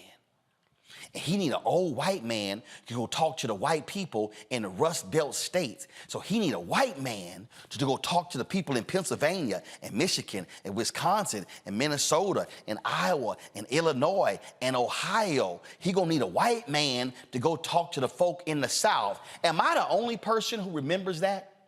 Am I the only person? Oh, Obama, he ain't got no experience on the national stage. So guess what? He gonna have to pick a white man with some significant foreign policy experience. Joe Biden sits on the Senate Foreign Relations Committee with Obama. You know what? That's a great pick. Ooh, we got an old white guy who's from Scranton, Pennsylvania, who's got foreign policy experience, and then the old white guy can make all the white folk comfortable with the black guy with the funny name being president. Now, y'all notice, don't nobody ever call Biden a diversity pick. I hope y'all understanding what I'm breaking down here. Nobody calls Biden a diversity pick, even though that's exactly what Biden was. Y'all notice that anytime it's somebody black or Latino, it's, ooh, are you a diversity pick? But didn't nobody ask the question about picking the white old man as the vice president about being a diversity pick. Let me continue. And so you see the article here. In nearly 3 years in office, Harris has stood dutifully by Biden's side. But in terms of her own political profile, she has remained a vacuum of negative space, a vessel for supporters and detractors to feel as they choose, not least because she refuses to do so herself. And then she's quoted in here. And then they talk about how she like, look, I ain't trying to define my stuff. And then when someone asked, what does Vice President Kamala Harris bring to the ticket? What is that clear answer? I asked. Her team made clear it would be my final question. Were you in this room of 2,000 people? She asked. I nodded. Did you see them cheering and standing? Yes, that's what I say. She stood up and walked out of the room. You further go into this story, and you hear them talking about when she ran for president and when she got attacked by Tulsi Gabbard for her criminal justice program and when she was the vice president and all of that. And let me be perfectly clear, that was her biggest mistake, and I told her and her people that when she was running. I literally said publicly and privately, y'all know I ain't got a problem saying stuff publicly. I said then Senator Kamala Harris needs to define her law enforcement career because we were running in a period where people had a different view of somebody who had been in law enforcement. It took her campaign 6 months to release her criminal justice profile. She was being attacked early on because she was a prosecutor. That was one of the biggest mistakes that her campaign made. One of the other big mistakes that her campaign made was that when she became United States Senator, she did not lock down black people. Follow me what I'm saying. I said then, God rest his soul, to Tyrone Gale, who was one of her press people. I said, Tyrone, y'all running around doing all this white media. She should be locking down black media. I said, look, she gonna run for president in 2020. Guess what? I said, Cory Booker gonna be running for president as well. Cory Booker and Kamala Harris, both of them did not do what I said they should have been doing. They should have been on black radio every 3 months talking about what was going on. Obama wasn't doing a lot of interviews with black radio. I had to call them out for him to do his first interview 18 months after he had been elected. Sure did. Got the emails to prove it. So that was a mistake. She didn't do my TV One show until she was United States Senator for 9 months. I had to cuss out Tyrone when she was on some other MSNBC show. I said, damn that, bro, what you doing? Here's why I'm saying that. You got to shore up your black base. So although she was an African-American woman, although she was a United States Senator, a bunch of black folks had never heard of Kamala Harris. So had she actually done more black radio, done black media, she would have shored up her base, then would have had that base because they would have been hearing from her on a regular basis. I literally had Michael Steele, the chairman, the chair of the Republican National Committee, accepted more of my invitations to come on my Tom Joyner Morning Show segment than Kamala Harris and Cory Booker did combined. That was a mistake. But let me tell y'all here's the deal, though. When she drops out, I dare say between her dropping out and getting the nomination, and she did this show more combined more than she did my TV One show and this one when she was in the campaign. Why? Because she wanted to be the nominee. And you know who I credit for that? Sabrina Singh, who was one of her press people, because she understood. I was communicating with her a lot because she understood where she needed to be. So when you read all of these stories, you just need to understand what is going on here. All of these stories about what she's not doing and what she should be doing, and how she needs to be defining herself and how she needs to be more involved. In this story here, they have in this story here, they talk about how, it was Gwen Ifill who name-checked her on appearance on David Letterman, and they talk about how they call her the female Barack Obama. See, that's part of the problem right there. Kamala Harris was never the female Barack Obama. Different circumstances. In fact, when you read the article right here, the writer talks about what she did and what she didn't do, how she didn't have much of a legislative background, and how she did not have a history of passing a whole bunch of bills and things along those lines. And so when you're reading this article, he lays it in here. And of course, I had to start laughing when I was reading the article. I really did start laughing because they talked about how all the different things that Obama did when he was in the legislature. But y'all, let's be real. I was there. Obama wasn't doing those things. It was Senate President Emil Jones. Senate President Emil Jones told a lot of people, take your name off the bills, put Obama's name on the bills. That's why Rebecca Carruthers is laughing right now because she know I ain't lying. And so, because Obama went to Emil Jones and said, Emil, you can make the next United States Senator. Do y'all know why? Because Senate President Emil Jones in Illinois, he wasn't getting no respect. Do you know who was getting respect in Illinois? Mayor Daley, Governor Rob Blagojevich, as well as Mike Madigan, who was Speaker of the House. So Emil Jones, African-American Senate President, was getting no respect from the white folks in Illinois. So Obama saw the opening, went to him, appealed to his ego, and Emil was like, you right, we're going to make him the next United States Senator. That's why Obama got all those bills passed in a year and a half. It wasn't because he was some brilliant legislator. Because Emil Jones knew he needed a record to run on. Just so y'all understand what happens when you have context when writing these stories. So I'm sitting here reading these stories, and again, the same writer, this brother, he talks with a particular, he's asking her all of these different questions and wants her to be speaking on the record. He talks to a fundraiser saying how all these other people are reaching out to him and how they are raising money and how they are doing all of these different things, but Kamala Harris is not doing any of those things. Let me explain something to y'all. Anybody knows politics, Kamala Harris can't do that because she's the vice president. If Kamala Harris was sitting here assembling her own coterie of donors, folk would be saying, what you doing? Your job is to support Joe Biden. When y'all understand, when you're the vice president of the United States, do you know what your job is? Yes, Mr. President. Where do you want me to go? Yes, Mr. President. I'll do that. Yes, Mr. President. I'll give that speech. Do you know who did that? Joe Biden. when he was President Obama's vice president. He was number 2. Everybody knows you ain't running the show when you're the number 2. You have to defer to the leader. That's why you're there. So all of these stories demanding that Vice President Kamala Harris create her own team and she should be out there fundraising, she literally can't. And I'm gonna go ahead and say it. There are some people on Team Biden who needs to keep her in place. Let me be real clear. Folk are threatened because she's 59 years old. Oh, I'm gonna go ahead and say what other people cannot say. There's no doubt in my mind that there are some people in the orbit of Joe Biden who played a role in a lot of those stories being put out. In fact, in one of these articles, there's a staffer of the vice president's who criticized the amount of time that she spends on her hair and her clothes. She a woman. She a black woman, okay? It ain't like in one of the articles, she gets to just jump up, take a shower, throw some clothes on, walk out the door. Hello? That's called self-sabotage inside your own team. So I need y'all to understand something.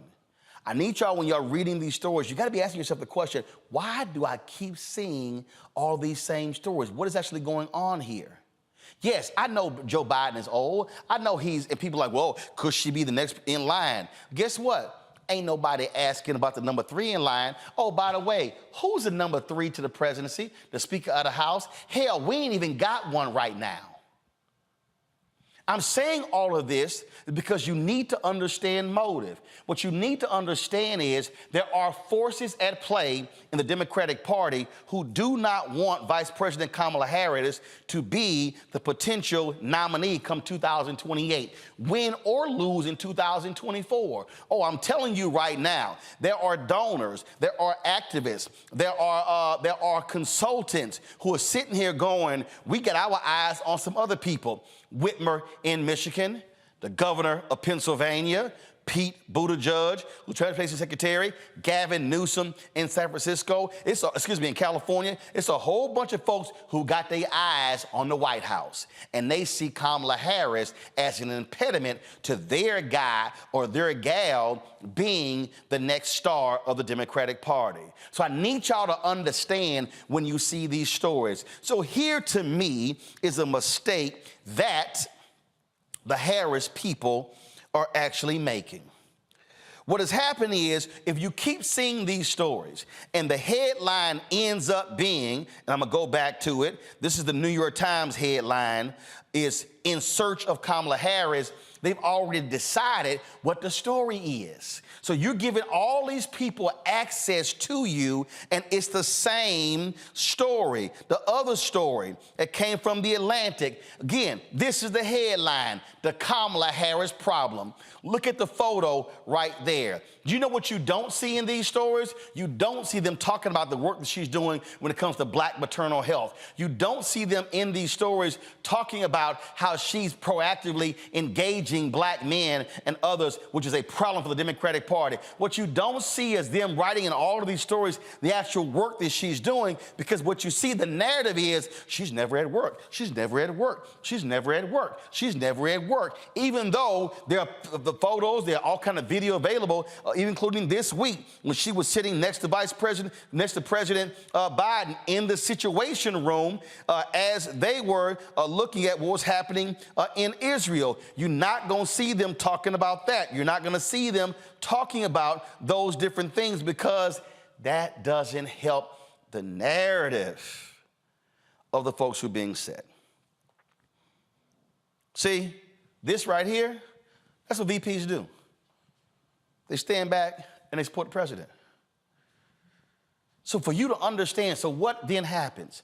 Every time one of these stories is written, all of a sudden, the public perception. If I go back to one of the stories, what is she going to do to change the public perception? Well, you're the one writing the story. So if your story is establishing that she is a problem, if your story is establishing that, oh, she can't figure out who she is, then guess what? It's a problem. Let me take y'all back to Obama and Joe Biden. Let me be real clear. When Obama was running for, when he was running for the United States, for the state Senate, Obama supported gay marriage. But then when he chose to run for the United States Senate, he knew he couldn't be in support of gay marriage because he knew that wasn't a winning strategy then. So guess what? He stood before the debates and talked about how he believed marriage was between a man and a woman. Obama never believed that. He never did. But he knew he had to say it in order to run. On the same stage Hillary said it, she didn't believe it. On the same stage Joe Biden said it, he didn't believe it. But they knew they had to say it because the polling data was clear where the voters were. So what happened in the term? Obama still wouldn't support same-sex marriage. But it was Joe Biden who went on Meet the Press. Obama was pissed because he felt that Biden got in front of his skis. Biden actually was the one who spoke out publicly in favor of same-sex marriage, which then forced Obama to go do an interview with Robin Roberts and affirm his support of it. And guess what happened? The polling had already changed. So it was now safe to support same-sex marriage because it wasn't a political liability. These are facts. I remember going on CNN and they were like, Roland, Obama's evolved. I was like, no, he didn't. Obama evolved, devolved, and he evolved back. I'm just stating fact, y'all. Obama literally signed a questionnaire for an LGBT group when he was running for state senator saying that he affirmed same-sex marriage. He later changed his position. These are facts. So I'm not sitting here, oh my God, Roland, you out in Obama. No, that's actually what happened. I'm just simply not living in la-la land and being delusional about what actually happened. So why am I saying all of that? If you read all of these articles and if you see how they are asking, well, what's Kamala Harris' position on this, position on that? She can't say it because she cannot be in opposition to the president. So when you're the vice president, you actually can't give your own opinion. You can't define yourself because when you're the vice president of the United States, you are defined by the president.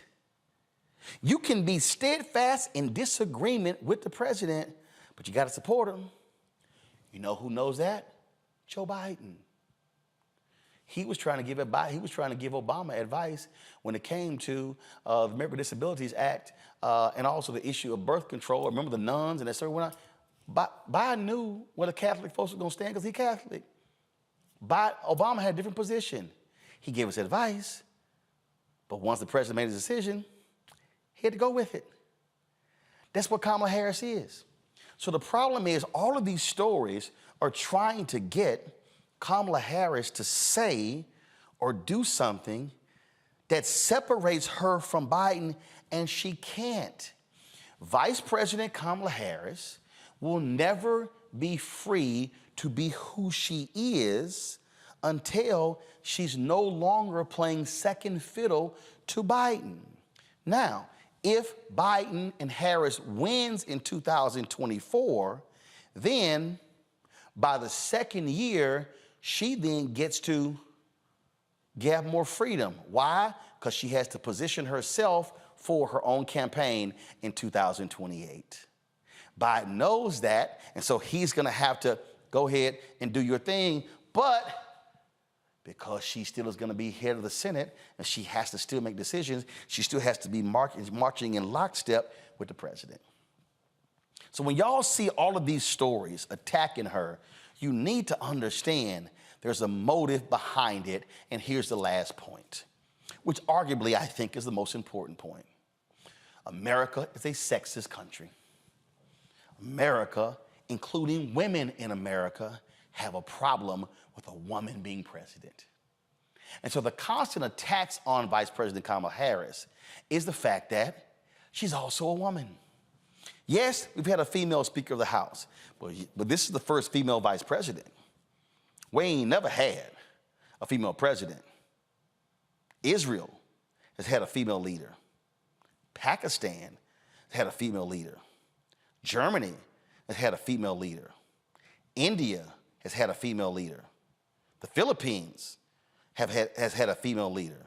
Liberia has had a female leader. The United States has never had one. And so a lot of these questions, is she ready? Can she do the job? Is she up to the task? The reality is it's also a function of her gender. And so you need to understand when you read these stories, you have to understand framing. When I see a story, I understand what I'm seeing right here. This is the Atlantic story. Few people seem to think she's ready to be president. Why? Shall I take y'all back to Hillary Clinton and people saying that no woman or no person has ever been that ready to be president, and there were still people saying she can't? Oh, let me remind y'all, how many of y'all remember, I'm sure Scott, Rebecca, and Larry remembers, Joe Biden? Oh my God, Joe Biden could never be president. He's a buffoon. He's a gaffe machine. He makes too many mistakes. He says crazy stuff. He plagiarizes. Do y'all remember all of those things that were said about Joe Biden when he was vice president? They said, Joe, just go all out and just move on out and just retire and go do a think tank and make you some money. You'll never be president. Y'all, Joe Biden been trying to be president of the United States since he was 30 years old. And guess what he is right now? He's the president. He was always going to run for a second term. So here's what I think the Harris people should do. The Harris people should stop trying to impress national media, national white media. Look, you ain't gonna get a fair shake. What they should be doing is spend their time talking to columnists at major newspapers, giving them some face time that they never actually get. I guarantee you the kind of columns is gonna be a lot different than what you're seeing in these stories. Stop giving these reporters, 4, 5, 6 interviews because you see what's actually going to be here. Also, force them to actually look at the policies that you're doing. Force them to actually cover it. If you actually read both of these stories, you're not gonna actually see anything in them talking about the very policy things she has been involved in, because that's not what the goal is. But most importantly, they should have the vice president blanketing black media. This summer was a great thing that they actually did. You know what they did this summer? She was speaking at all different conferences. She spoke to the Deltas. She spoke to, I think to the AKAs, the AKs too. No, AKs next year. Spoke to the Deltas. She was speaking to different groups. They should have had her at the National Association of Black Journalists, which was in Birmingham, talking about the Alabama redistricting case. She should have had her also at the Alpha Convention talking to brothers and the Kappa Convention in Tampa, because they got a black male problem. They missed the boat on that one. They should say, if there's a national black convention, the vice president gonna be at every single one of them, speaking at every single one of them. She should be at the National Black MBA Convention. She should be at the National Medical Association, the National Bar Association, every single one, because guess what? You have to frame yourself. They are trying to hope that doing these big national stories will reframe who she is. Y'all, that ain't happening. It's the wrong strategy. Rebecca, your thoughts? Look, I think you summed it up well. When we started to see these reports coming out, especially in a lot of the Washington, D.C. area papers, we knew it was coming from inside the House. We knew that it was friendly fire. We knew it was folks on the Democratic side who were jockeying for a position after Biden is no longer the president. Some of this is kitchen table talk, so I'll do the non-kitchen table talk. I mean, there were certain people's fingerprints that we saw all over it. There's people on before my current job, there are people who I've worked with on the Democratic side for many years, decades, and I recognize when they're pushing certain things in the press. And that's what I recognized when I saw some of those initial stories about her. They wanted her to be the angry black bitch so bad. And that's not who Kamala is. That isn't who she is as vice president. And so because she isn't the angry black bitch, now they have to figure out other ways to disqualify her. And especially when we see this reoccurring cadence about Joe Biden's age, it's not about Joe Biden, but it is a soft whistle for people to understand, hey, if he's too old, if he's too frail, if he isn't mentally aware, that means that Kamala is the one who's really pushing all of the buttons over at the White House. That's what that ageism story with Biden is all about. It was never about him or his age, but it was more of, do we really want Kamala Harris as the next leader of the Democratic Party? Larry?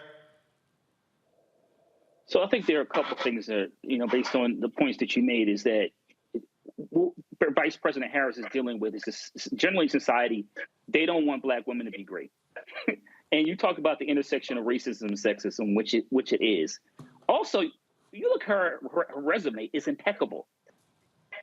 Attorney General in the state of California, only the second Black woman ever elected to the U.S. Senate after Carol Moseley Braun, and the first woman and the first Black woman to ever be VP. Her credentials speak for themselves. But once again, in our society, as you highlighted, we talk about this, she's shattered the glass ceiling in many respects. And so she's the second most powerful person in the world.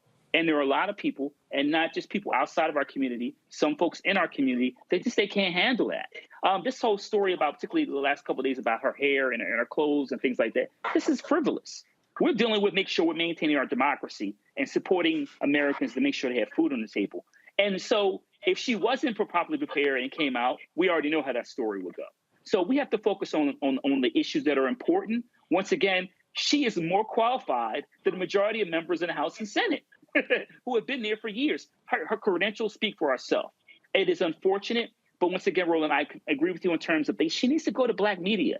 She needs to continue to talk to Black organizations and entities to talk about the things the Biden administration has done in terms of policy, the infrastructure bill, how DOJ has taken on a civil rights division, has taken on a lot of these corrections officers and police departments. She needs to highlight these issues. And also, once again, it's part of her lived experience. So when we see her, we see ourselves. Scott, before I go on that point that Larry just said, absolutely. One of the greatest mistakes of the Biden-Harris administration, they have not been trumpeting the amazing work of the Civil Rights Division and holding cops accountable and holding jailers and wardens accountable in the prosecution of hate crimes.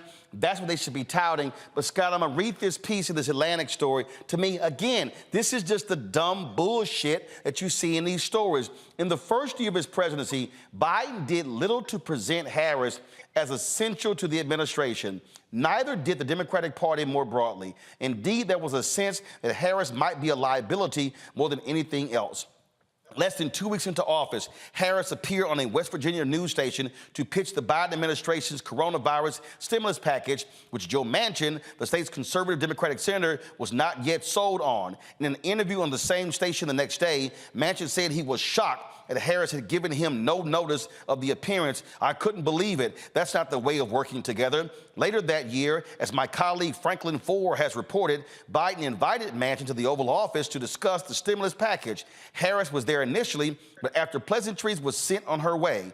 Biden had once said that Harris would be the last voice in the room during important conversations, not this time. First, Scott, here's why this paragraph is completely bullshit. If anybody goes back to the first year, when you saw Biden speak, he often had her speak first, then he spoke. That was one. Two, she doesn't do that interview unless it was cleared with the White House Communications Office. Her communications staff ain't out there just freelancing on their own.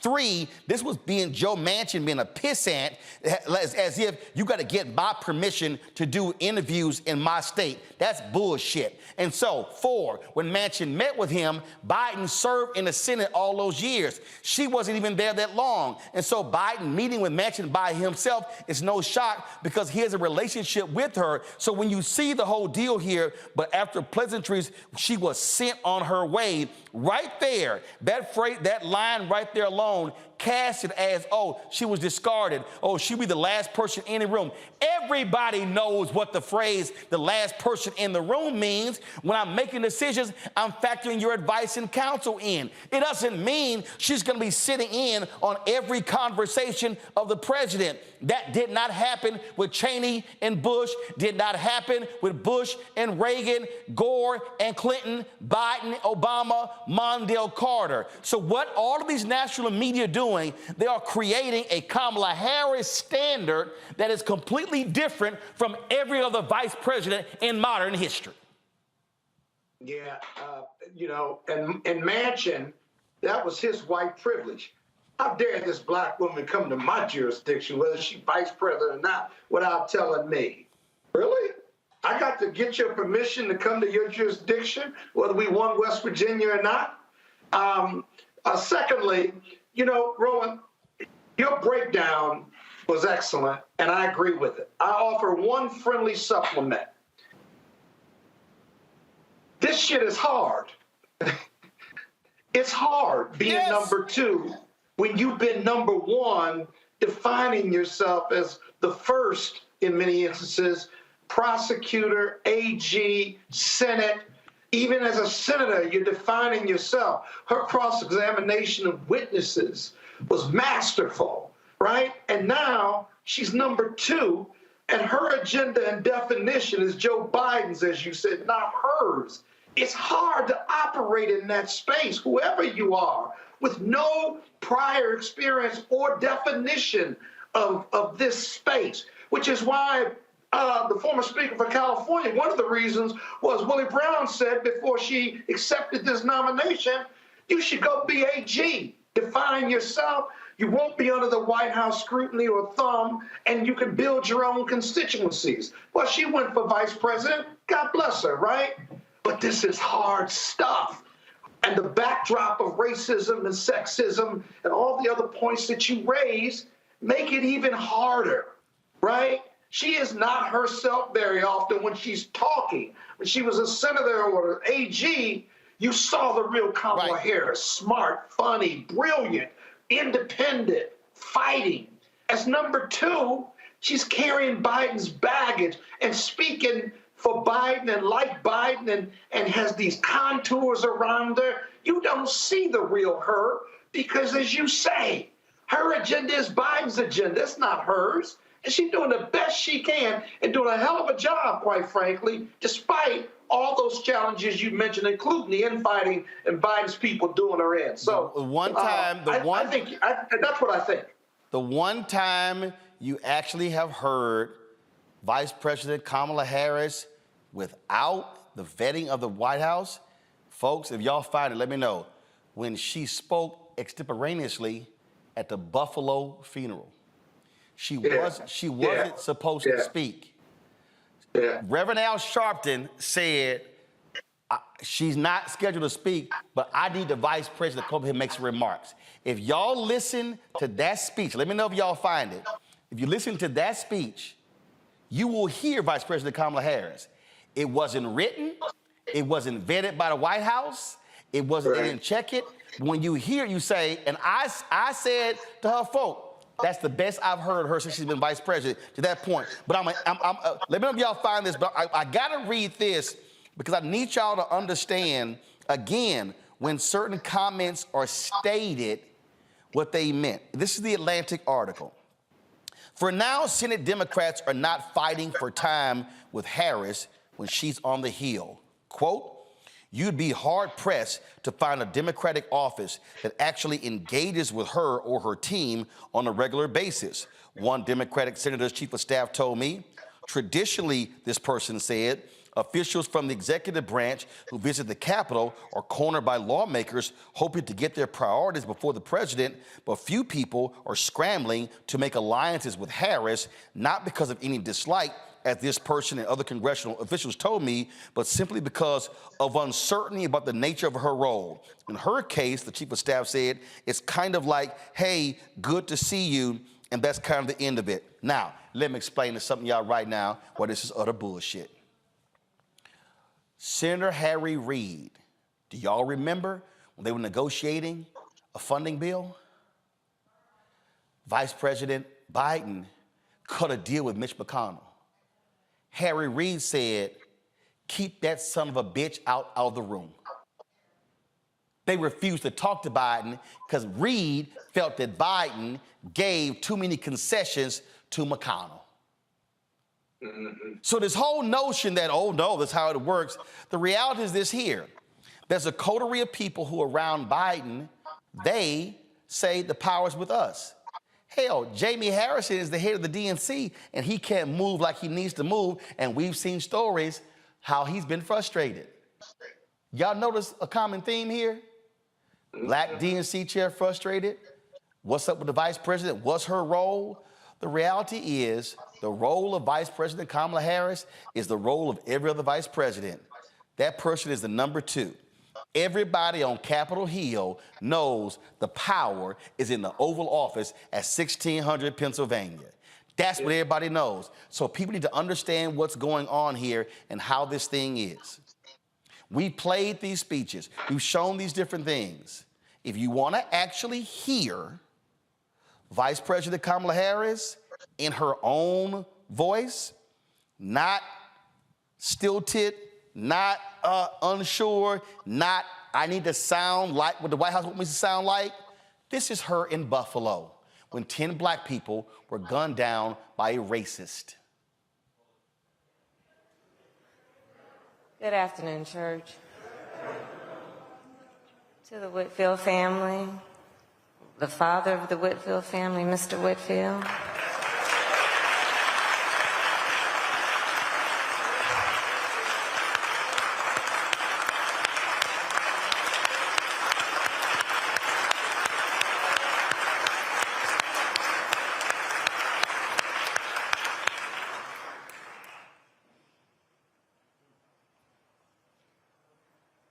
The pain that this family is feeling right now, and the 9 other families here in Buffalo, I cannot even begin to express our collective pain as a nation for what you are feeling in such an extreme way.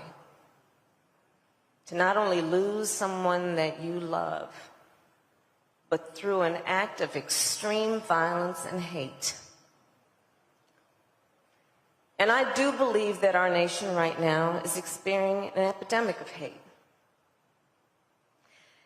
And as we know, and Scripture teaches us, when we talk about strength, the strength of personality, the strength of spirit, the strength of faith, I think we all know that a true measure of strength is not based on who you beat down, it's based on who you lift up.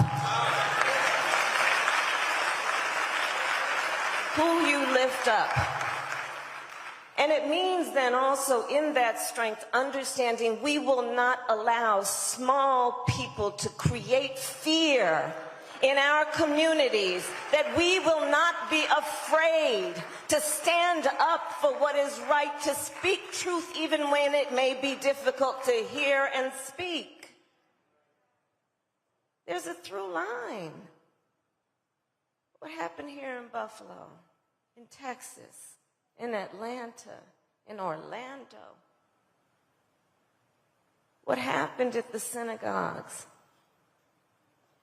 And so this is a moment that requires all good people, all God-loving people, to stand up and say, we will not stand for this. Enough is enough. We will come together based on what we all know we have in common, and we will not let those people who are motivated by hate separate us or make us feel fear. So I'm here to say that we are all in this together. No one should ever be made to fight alone. We are stronger than those who would try to hurt us think that we are. We are strong. We are strong in our faith.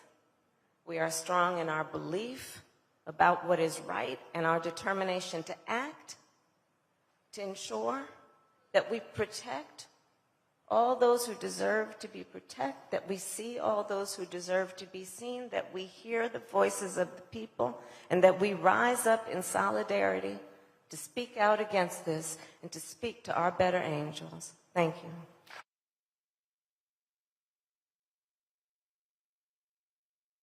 I'm not going to play the speech that she gave at Tyree Nichols' funeral, but that was a written speech that she gave at Tyree Nichols' funeral. Sound totally different than that one.